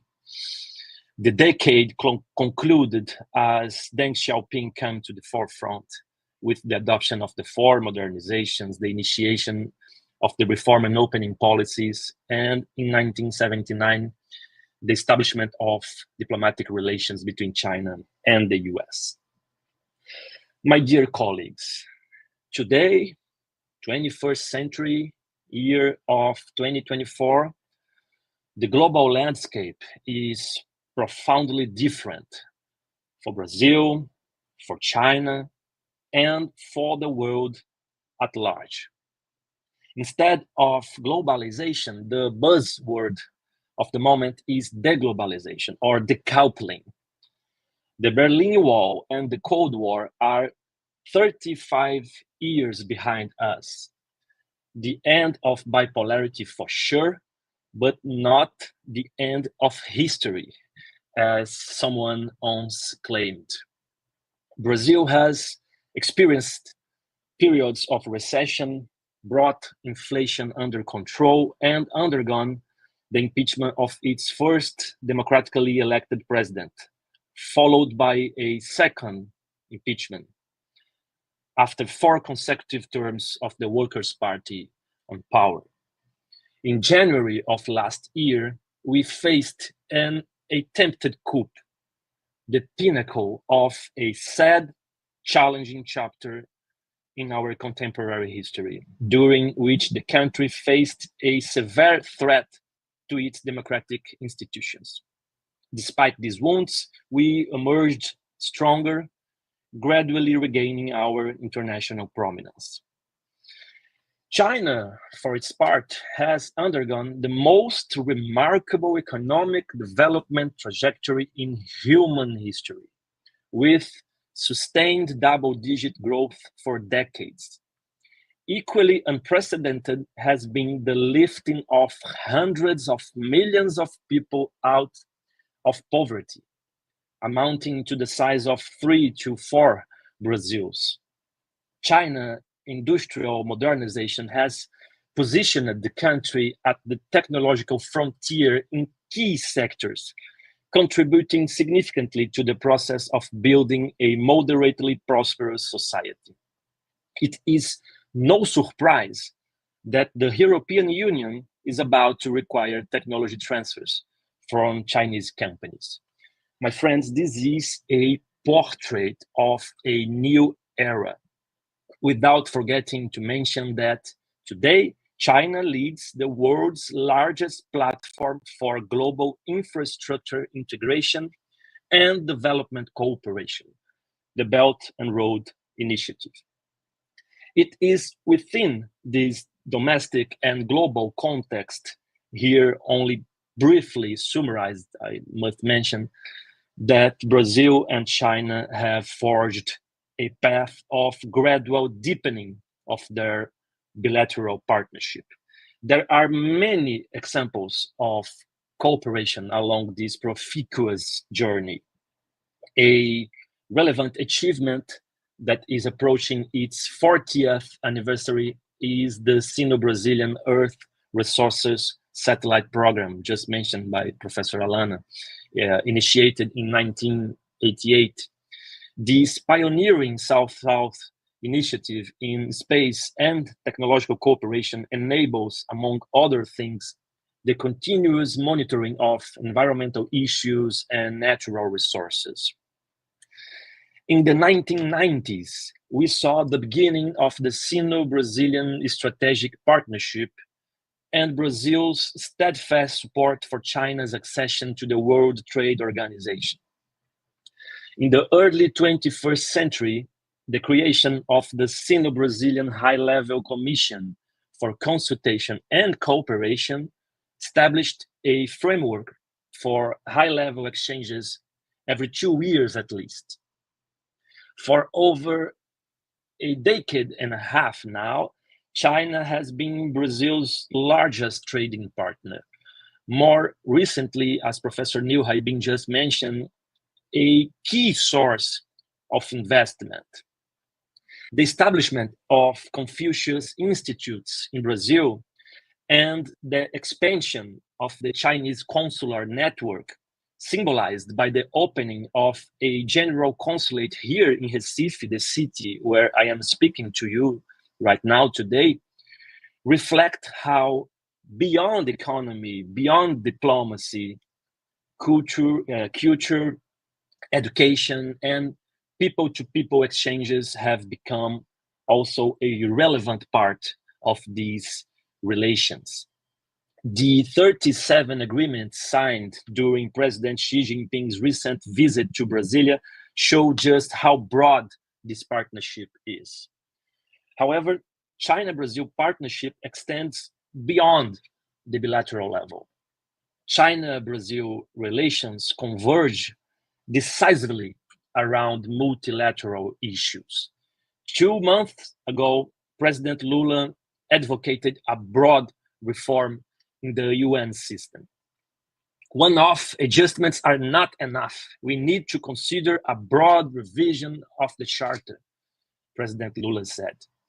Indeed, the call for reforms in global governance mechanisms has been a central element in both Brazil and China's diplomatic rhetoric and actions in international forums.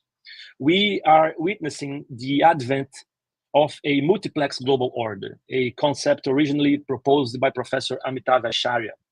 What does that mean? It's like a multiplex cinema. The audience can choose different plots, different directors, actors, actresses. In a nutshell, there are different possibilities. A multiplex order is the same thing.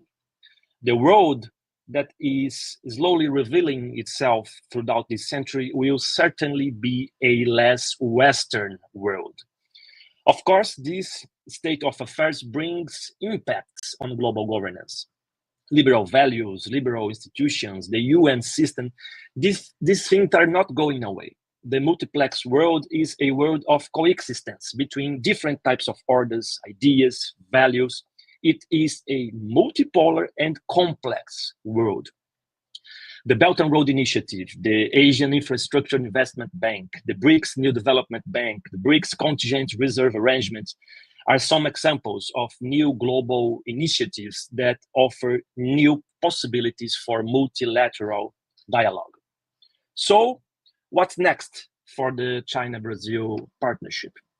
On the one hand, we will likely see continued strengthening of economic ties. On the other, we can expect the relationship to deepen even more in areas such as clean energy, energy transition, climate change, sustainable development, fight against hunger and poverty, and I must emphasize again, global governance reform. Issues that are already central to the agenda. Ladies and gentlemen of the audience, my panel colleagues, in today's multipolar world, Brazil, China, and the global South as a whole occupy an irreplaceable space.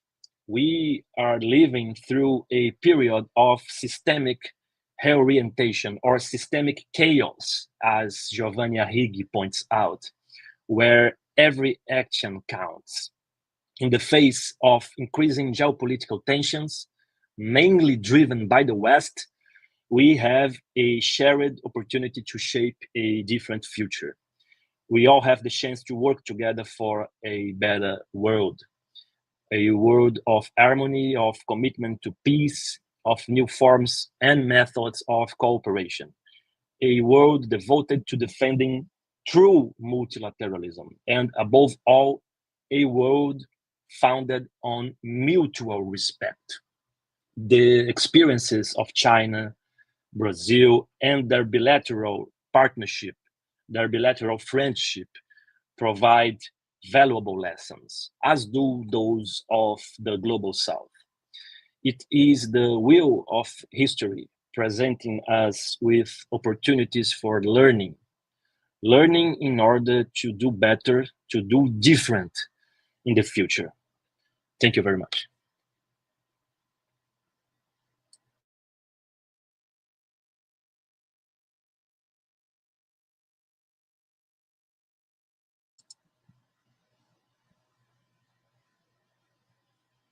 Professor Pedone, I cannot hear you.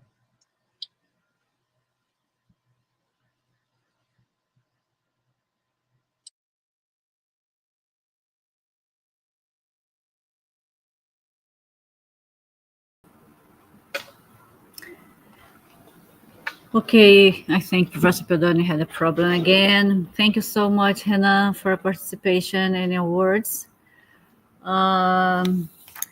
Let's now talk with Alexandre Freitas da Silva from São Paulo State University and Hubei University. Okay, Alexandre, you can start. Okay. Thank you, Tatiana. Hello, everyone. I'm Alexandre Freitas, undergoing PhD candidate at the São Paulo State University and visiting PhD scholar at the Hubei University, working with Professor Chen Jing at the Center of Brazilian Studies here at the Hubei University in Wuhan. Thanks, Professor Tatiana Molina, for the invitation today. Unfortunately, Professor Chen Jing couldn't come because she's traveling right now. So let's talk about my presentation, Cooperation and Challenges in Global Climate Governance between China and Brazil, which is a work that me and Professor Chen Jing are developing at the Hubei University during my period of visit here. Well, global climate governance for China and Brazil may differ in their diplomacy discourse and their day-to-day talks. If we take the Brazilian Ministry of Environment and Climate Change, the climate governance is a transversal process with a myriad of factors, including non-governmental organizations, private enterprises, and the civil society, especially the grassroots movements. And as reported by China's Minister of Ecology and Environment, the idea of governance in climate change has to address adaptation through cultural and educational values of the environment.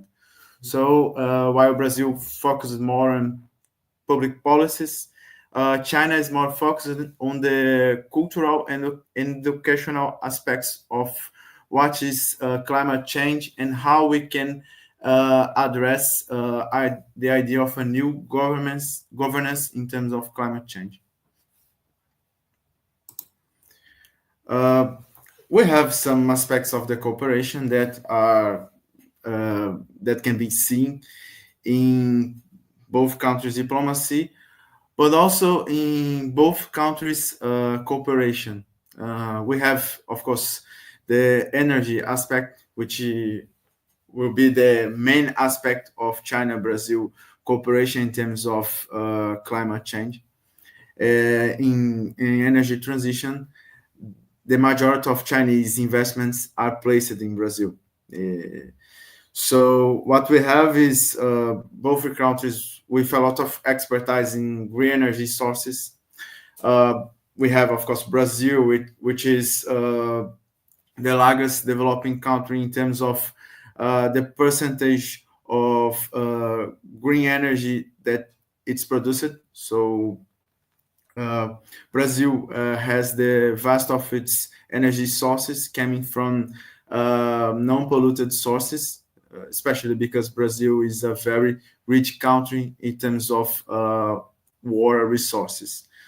Although China is betting, like Brazil, in hydroelectric power, so this is a very important aspect of the cooperation. We have the clean water management. Brazil has the largest available clean water source on Earth and has recently approved its new sewage management law, paving the way for international investors, including China. And we have, of course, agriculture. Brazilian agriculture is very famous internationally. Brazil is an agricultural power, and China is our main partner in agriculture. It's, of course, one of the most solid aspects of this partnership. Brazilian agricultural exports are on discussion to become greener insofar as China demands it. There is a tendency that China start to demand more green products in terms of their production, what we can imagine as a demand that is related to the quality of the production in terms of how it protects the environment and how sustainable it is. We have, of course, urban mobility. China is already expanding its market to electric buses in Brazil, especially at the capitals. We have nowadays BID in Brazil. Brazil is already the largest BID market outside China, especially because of the electric buses. And we can take, for example, the metropolitan region of São Paulo. Cities like São Caetano do Sul, São Bernardo, and São Paulo itself are already using BID electrical buses. And mining resources. Brazil is a very important source for China's iron ore and other minerals. And of course, in these sectors is very the pollution in this sector is very high. So China is trying to focus its acquisitions from Brazil in more green and less aggressive extraction. The amount of this exchange and the international position of both countries inevitably lead to a global consequence. However, we can see that the intentions are not to make this an accidental consequence, but a path to global climate governance, according to the last agreement signed by both countries last week when Xi Jinping paid a state visit to Brazil and also was there to the G20 summit. Here we can see the Yangtze River transposition. It's a long-run project in China, taking water from the south, especially from the Yangtze River basin, and put this water in the north part, especially at the Hebei province, which is a place that lacks water because of its massive population and also because of its lack of a river basin capable to give water to this amount of people. We have here the image of the Yangtze transposition project, which is undergoing. It's in expansion. And in Brazil, we have the San Francisco transposition from the San Francisco River Basin in Brazil, coming from the southeast to the northeast and passing through states that have a big population but hadn't, until the transposition succeeded, water in order to sustain agriculture and a myriad of activities related to it. And nowadays, in areas where once was arid and very dry, we have in Brazil a very increasing and enlarging agriculture. Like, for example, the wine production in Pernambuco, Paraíba, and Bahia, because of the water from the San Francisco River Basin and its transportation towards this project to these regions. Here we have the Three Gorges Dam, the biggest dam in the world. And this project is very related to a Brazilian project, which was Itaipu River Dam in the Brazil south and in its frontier with Paraguay. If we take this project and analyze then, it started in the 1990s. Specifically, China sent some technicals and engineers to Brazil in order to understand how the Itaipu project worked.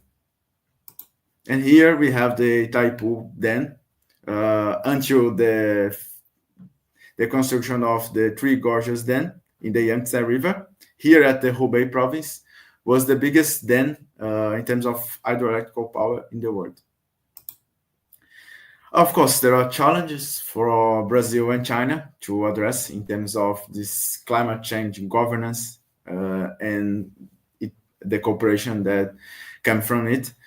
The trade balance between the countries relies heavily on non-renewable energy sources and raw materials. It's true. Like Alana said here in her presentation, Brazil exports essentially raw materials to China, soybeans, iron ore, other types of minerals. And this is, of course, from non-renewable sources and has, of course, its consequence for the environment. Carrying out an energy transition in developing countries is both an opportunity and a challenge, because we can either we can create a new path of development, or we can block our traditional path of development. That's why we need to readdress and see this as an opportunity to make a new path for development and also a new path for climate change governance between both countries and also globally. Following the historical database, no country has achieved the position of high income country without increasing its per capita carbon index.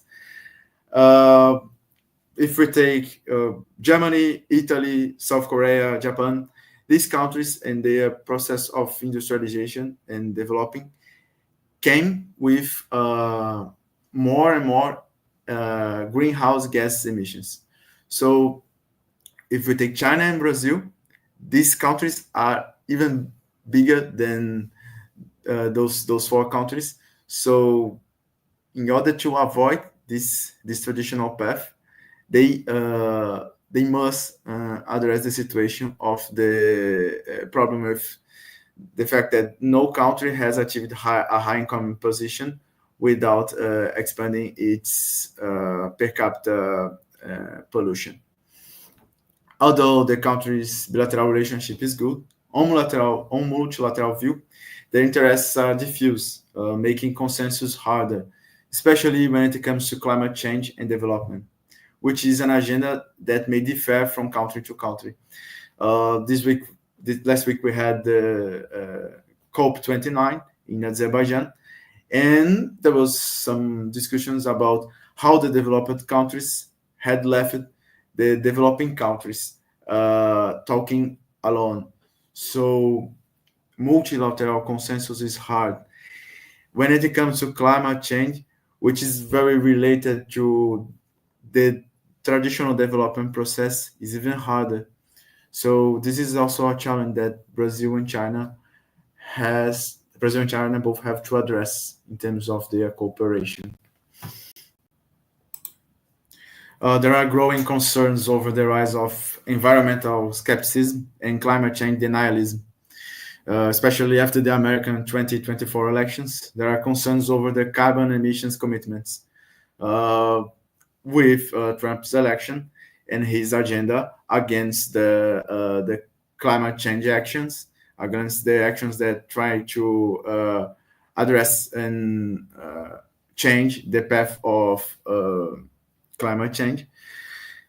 We may have some concerns, and we also need to understand that this wave of environmental skepticism and denialism has come to stay, because nowadays not only Trump but also other governments, especially in the West, are carrying out this agenda.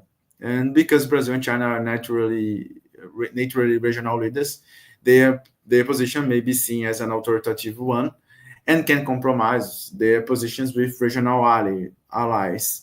Transformations and changes in global governance came with cost to the proponents. If you take more responsibility, if you are the one who propose the agenda, of course you have more responsibilities, and it will have costs for you.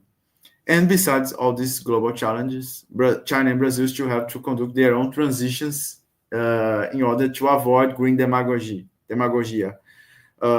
which is in the discourse we play the sustainable ones, but on practically we don't do that. So it's hard, but I think that both countries have the tools to achieve that. In terms of perspectives, after Lula da Silva took power in Brazil, he paid a visit of state in China in 2023. He signed several agreements like his predecessors, but this time some new areas were included, and most of them related to green sources of energy and climate change. Brazil is now a big proponent in terms of the climate change agenda and the sustainable development. And we can see that in Xi's visit to Brazil last week during the G20 summit, and also in his state visit to Brasilia last week after the G20 summit. A package of agreements were celebrated. The environmental agenda was even more present in the agreements. And before that, the issue of environment appeared at the BRICS conference in Russia.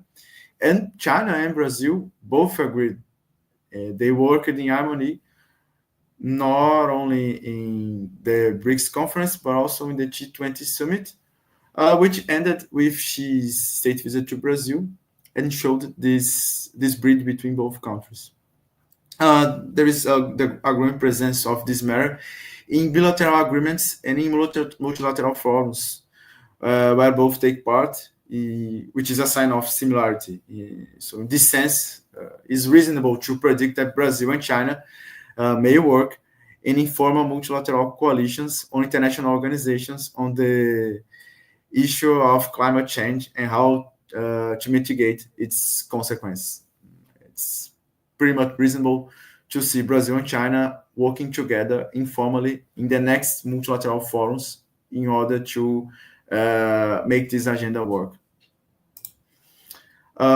We can see there is a source of green cooperation, and by that I mean, if we look to the force of China and Brazil in the global south, especially in two regions, Brazil in Latin America and China in Africa, this agenda, organized by both, is very likely to succeed in the global south. And we can see in the foreseeable future a South-South green cooperation. We are already seeing some projects in this issue within Africa and Latin America, especially because of the leadership of these countries in those regions. While some may see Brazil isolated when it comes to environmentalism, due to the rising opposition coming from some governments in the West, China can help to counterbalance, notably against the United States resistance. And here comes the Brazilian pendulum diplomacy. If Trump's press Brazil is very likely to go to China in order to counterbalance it and keep this pendulum and this balance working to succeed with the Brazilian agenda in the environmentalism. If we take, for example, the agreements signed between both countries last week, the name of the package and how China named it, a shared future for a more just world and a more sustainable planet.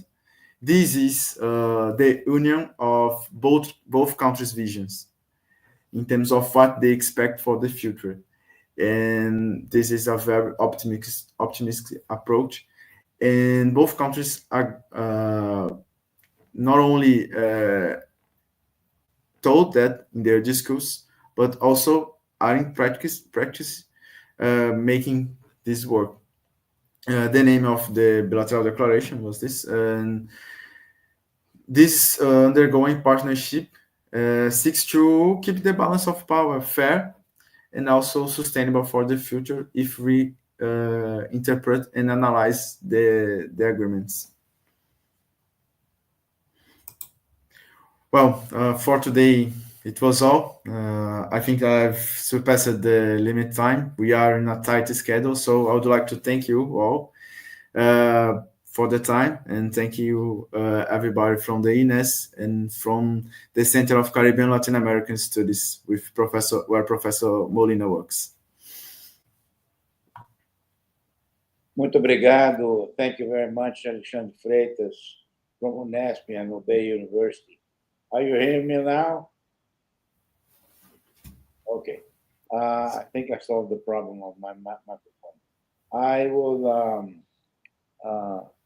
continue this panel with our presentation of the panelist Lucas Peixoto Pinheiro da Silva.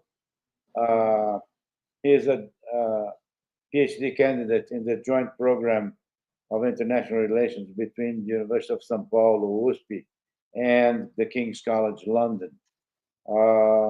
Right now he's in London and doing his second half of the joint program, and he'll be talking about Sino-Brazilian bilateral trade relationships. Asymmetric interdependence, that's a good question. As other panelists have touched on important challenges on the China-Brazil relations and the China-Brazil in the world as a strategic partners in the world, this issue is also very important.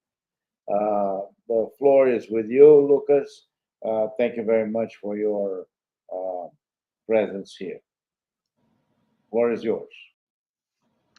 Thank you very much, Professor Pedone. Thank you all for the invitation. in particular, my alma mater, Universidade Federal Fluminense, and also the Southwestern University of Science and Technology. It's an honor for me to be part of this seminar. Well, this is a question that is related to, it's a part of my PhD research project, and I think based on other presentations, I think it's a question worth making. Next, please. May I do it myself? Oh, yes. So what's the research problem we're addressing here?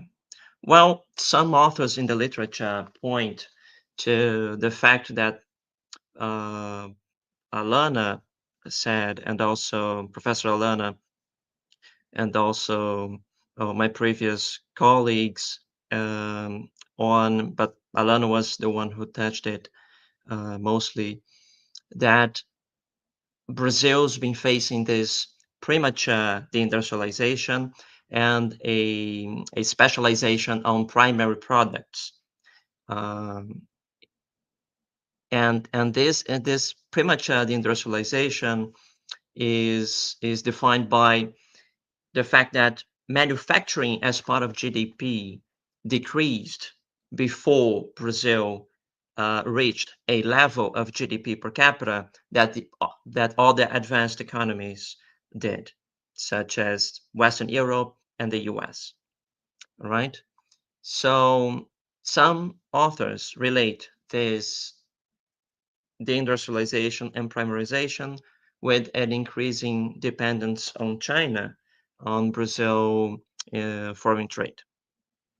So I think actually this is a little of a misconception, because I think both countries depend a lot on each other. So it's more of an interdependence than a dependence. But this interdependence is very different for each country. And that's what I'm going to argue in this short presentation. So first, this is the what makes many authors question on how healthy would be this trade relationship between China and Brazil. We see on the left side that most of what we export to China, and we export a lot to China, it's our main trade partner, are a handful of products: iron ore, crude petroleum, soybeans, and meat in general. If we sum these products, they account for almost 92% of everything we export to China. On the other side, we have China with a very diversified portfolio towards Brazil. It's even hard to read each product on the right side because of how diversified it is. And that's key for long-term sustained development. So in here we can see in time how the share of Brazilian exports to China increased. So in there we have 2001 is the year of China's accession to the World Trade Organization, and we see gradually an increase. And after the year 2009, which is when China became Brazil's main trade partner, it skyrockets towards 2020, when it peaked at 31.6%. So, and now the data here is until 2022. In 2023, we broke new records of exports to China. So we see clearly a trend of growing shares of Brazil's exports to China.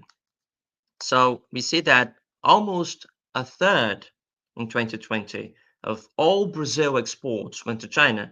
And when we add this to the previous slide, we see that 30%, 90% of everything we export to a partner that gets almost a third of everything we export are a handful of products. Now, on the other hand, we see the importance of Brazil for China as well. We see that in yellow, we have the US as Chinese food import share. So how much of Chinese imports of food came from the US? And the other one is how much of it comes from Brazil. And we see that it reversed. USA used to be the top origin of Chinese food imports. Of course, as this relationship became shaken by different kinds of rivalries, especially after Trump took power, and we see that 2017 is the year that Brazil becomes top exporter of food to China. We can see that Brazil kind of replaced the USA as China had to face, of course, trade war and also new tariffs, and saw itself in a vulnerable position, and started to diversify more its food imports. But also we can see that Brazil also into 2018 reached 26% of all imports of food to China. So it's also very important, very significant. So this is these are the terms, right? So for Brazil depends a lot for its current development model on exports to China. And they are mainly primary products. For China, Brazil is a reliable source of food. China makes great efforts to be autosufficient in food production, but it still depends a lot on imports, especially with dietary changes and general income increase. So Brazil has taken a very important place in this arrangement, and so we see that this interdependence are in different areas. Brazil is a key partner for food security, and China is a key partner for Brazil's development in general. So this concept of asymmetric interdependence was first mentioned by the economist Carl Hirschman.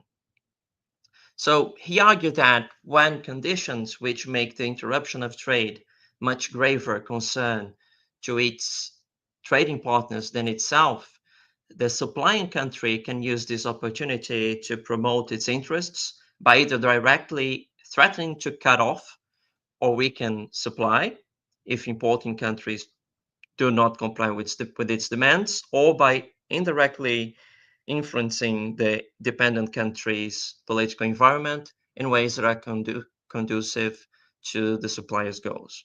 A little complicated, but means that if a country depends too much on a supplier, that supplier might squeeze the supply in order to reach political goals.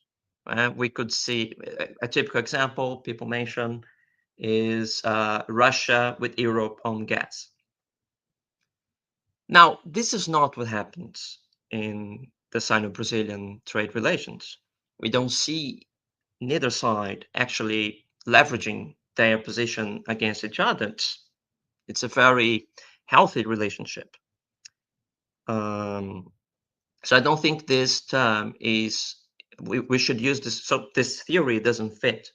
But the concept, the asymmetric interdependence, is still useful to portray how both sides are affected by this relationship. So we see that last year, Brazil exported $105 billion to China, and China was the main destination of 73% of Brazilian soybeans, 64% of all Brazilian iron ore exports, and half of all Brazilian petroleum exports. So on the Brazilian side of this interdependence, asymmetric interdependence, I defend, China, well, we see one problem is the concentration. So trade is too concentrated on China, in the Brazilian side, and on very few products. Even if we consider the agricultural sector itself is very concentrated. This leaves Brazil very vulnerable to external shocks and might cause what is called productive specialization. Brazil becomes more and more specialized on a handful of products. There are commodities, so they don't carry a lot of value added to them. As it is now, 92% of everything Brazil exports to China are primary products, and 92% of what we import from China are manufactured. So on the Chinese side, they have deficit with Brazil. Brazil actually has a large surplus with China, which is rare, especially in Latin America. Brazil is one of the few countries that can say they have a surplus with China. And in terms of food security, Brazil is the largest foreign food supplier now of China. And as a land-scarce country and with dietary change, consuming more meat, that's really relevant. And China is, of course, the world's largest agricultural importer. However, China published by the end of 2023 the law on assuring food security. This is a top priority for China, and China wants to be totally autosufficient in grains. And one of the main products Brazil exports to China is soybeans. So I understand that China is taking the right steps towards a healthy relationship with Brazil, very diversified, and diversifying also partners. They don't want to depend on Brazil as they are right now. So are taking measures towards that. But on the Brazilian side, that's not what we see. As it is right now, Hirschman's theory doesn't apply, in my opinion. Though transit costs for supply disruptions for China are smaller, in my opinion, than Brazil's costs, and opportunity costs of both relying on each other and getting specialized on the products they are exporting right now. Yeah, right. So going beyond Hirschman's theory, Brazil might be affected in the long term if neither side leverages its position. So as it is, with no menaces being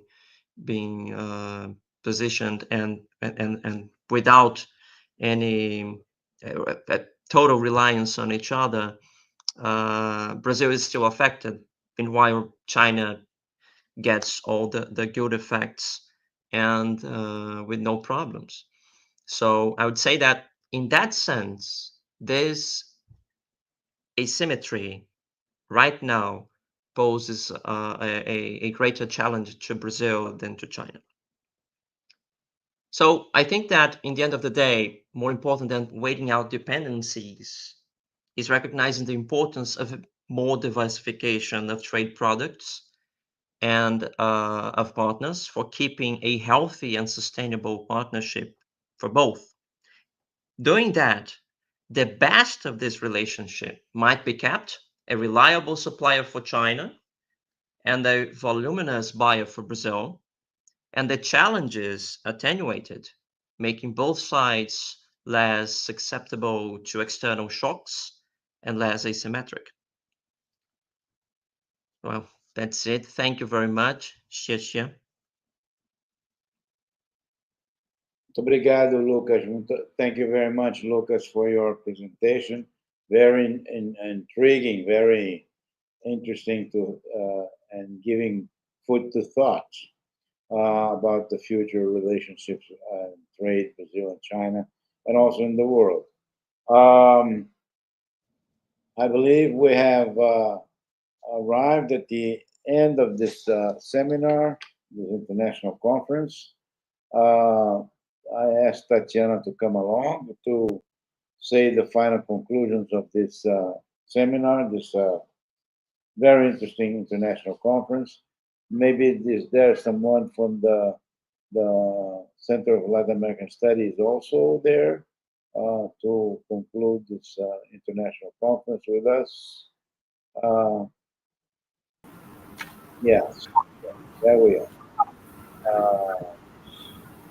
I would like to thank Professor Zou from the Center of Latin American Studies and Caribbean Studies at the Southwest University of Science and Technology for sharing with us at the Center of Studies for Contemporary China and Asia at the Universidade Federal Fluminense, this international conference on this important time of the century, 50 years of bilateral relationship here in China.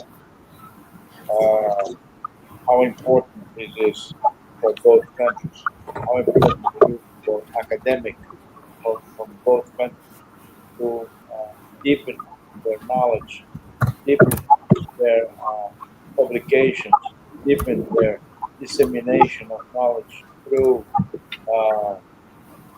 conferences such as this one, and being able to expand our academic population as well as the international relations and bilateral cooperation. All aspects, from satellites to soybean, from meat to semiconductors, from you name it, things that we have together that bring us closer in this dangerous world, as President Xi mentioned here at the G20 meeting here in Rio. We're living in a dangerous world, much more dangerous than it was some time ago. And I really appreciate the cooperation we're having with Professor Zou. And I thank Professor Tatiana for organizing all this, putting this together with her knowledge of people in China, Central China, and in Brazil. And I thank all the participants in these two panels that we have. The second panel now with Alexandre Freitas, Renan Montenegro, Lucas Pinheiro, and Alana Oliveira from WER, and from the participants from the first channel, Felipe Alexandre, Letícia Simões, Professor Tatiana here, and Alexandre Freitas, and Professor New from China. Professor New from China. And I passed the word to Tatiana for her conclusion, and then Professor Zou. I'm having a little bit difficulty to listen with you, but I'd like to say again, thanks for Professor. Could you hear me? No, it opens the microphone. Okay, no, it's okay. So thank you again to Professor Jia Zhong and Professor Liu Haibing, Professor Anna Qiao, And in name of the SWUST and this collaborative partnership between SWUST and CEA, thank you for coming and share with us your research, your knowledge, and your time. So this video you stay in NEST platform, so you have a chance to students have a chance to listen, to see it later. And I'm sure this will be a great opportunity to learn more with people that study and research about China. May I mention one thing before Professor Zhou speaks, please? This seminar, this conference will be on the INEST YouTube channel. And our friend Igor is trying to make arrangements, technical arrangements, to make it available also in another platform that can be seen can be seen by Chinese researchers in China. So I can mention this, that we'll do all our efforts to translate this into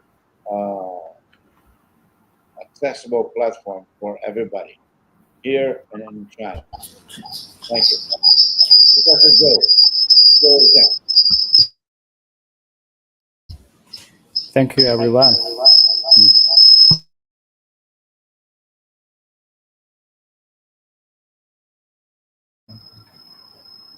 Okay, Lucas, Renan, Alexandre, would you like to say something? Only conclusion of this conference?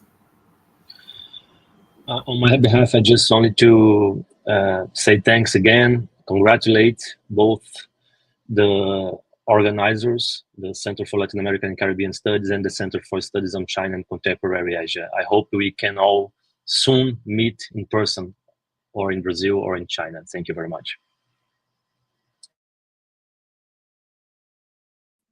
Yeah, remember people that everybody is welcome to our university, okay? SWUST, Sichuan. So let me know if you want to come here and you are more than welcome.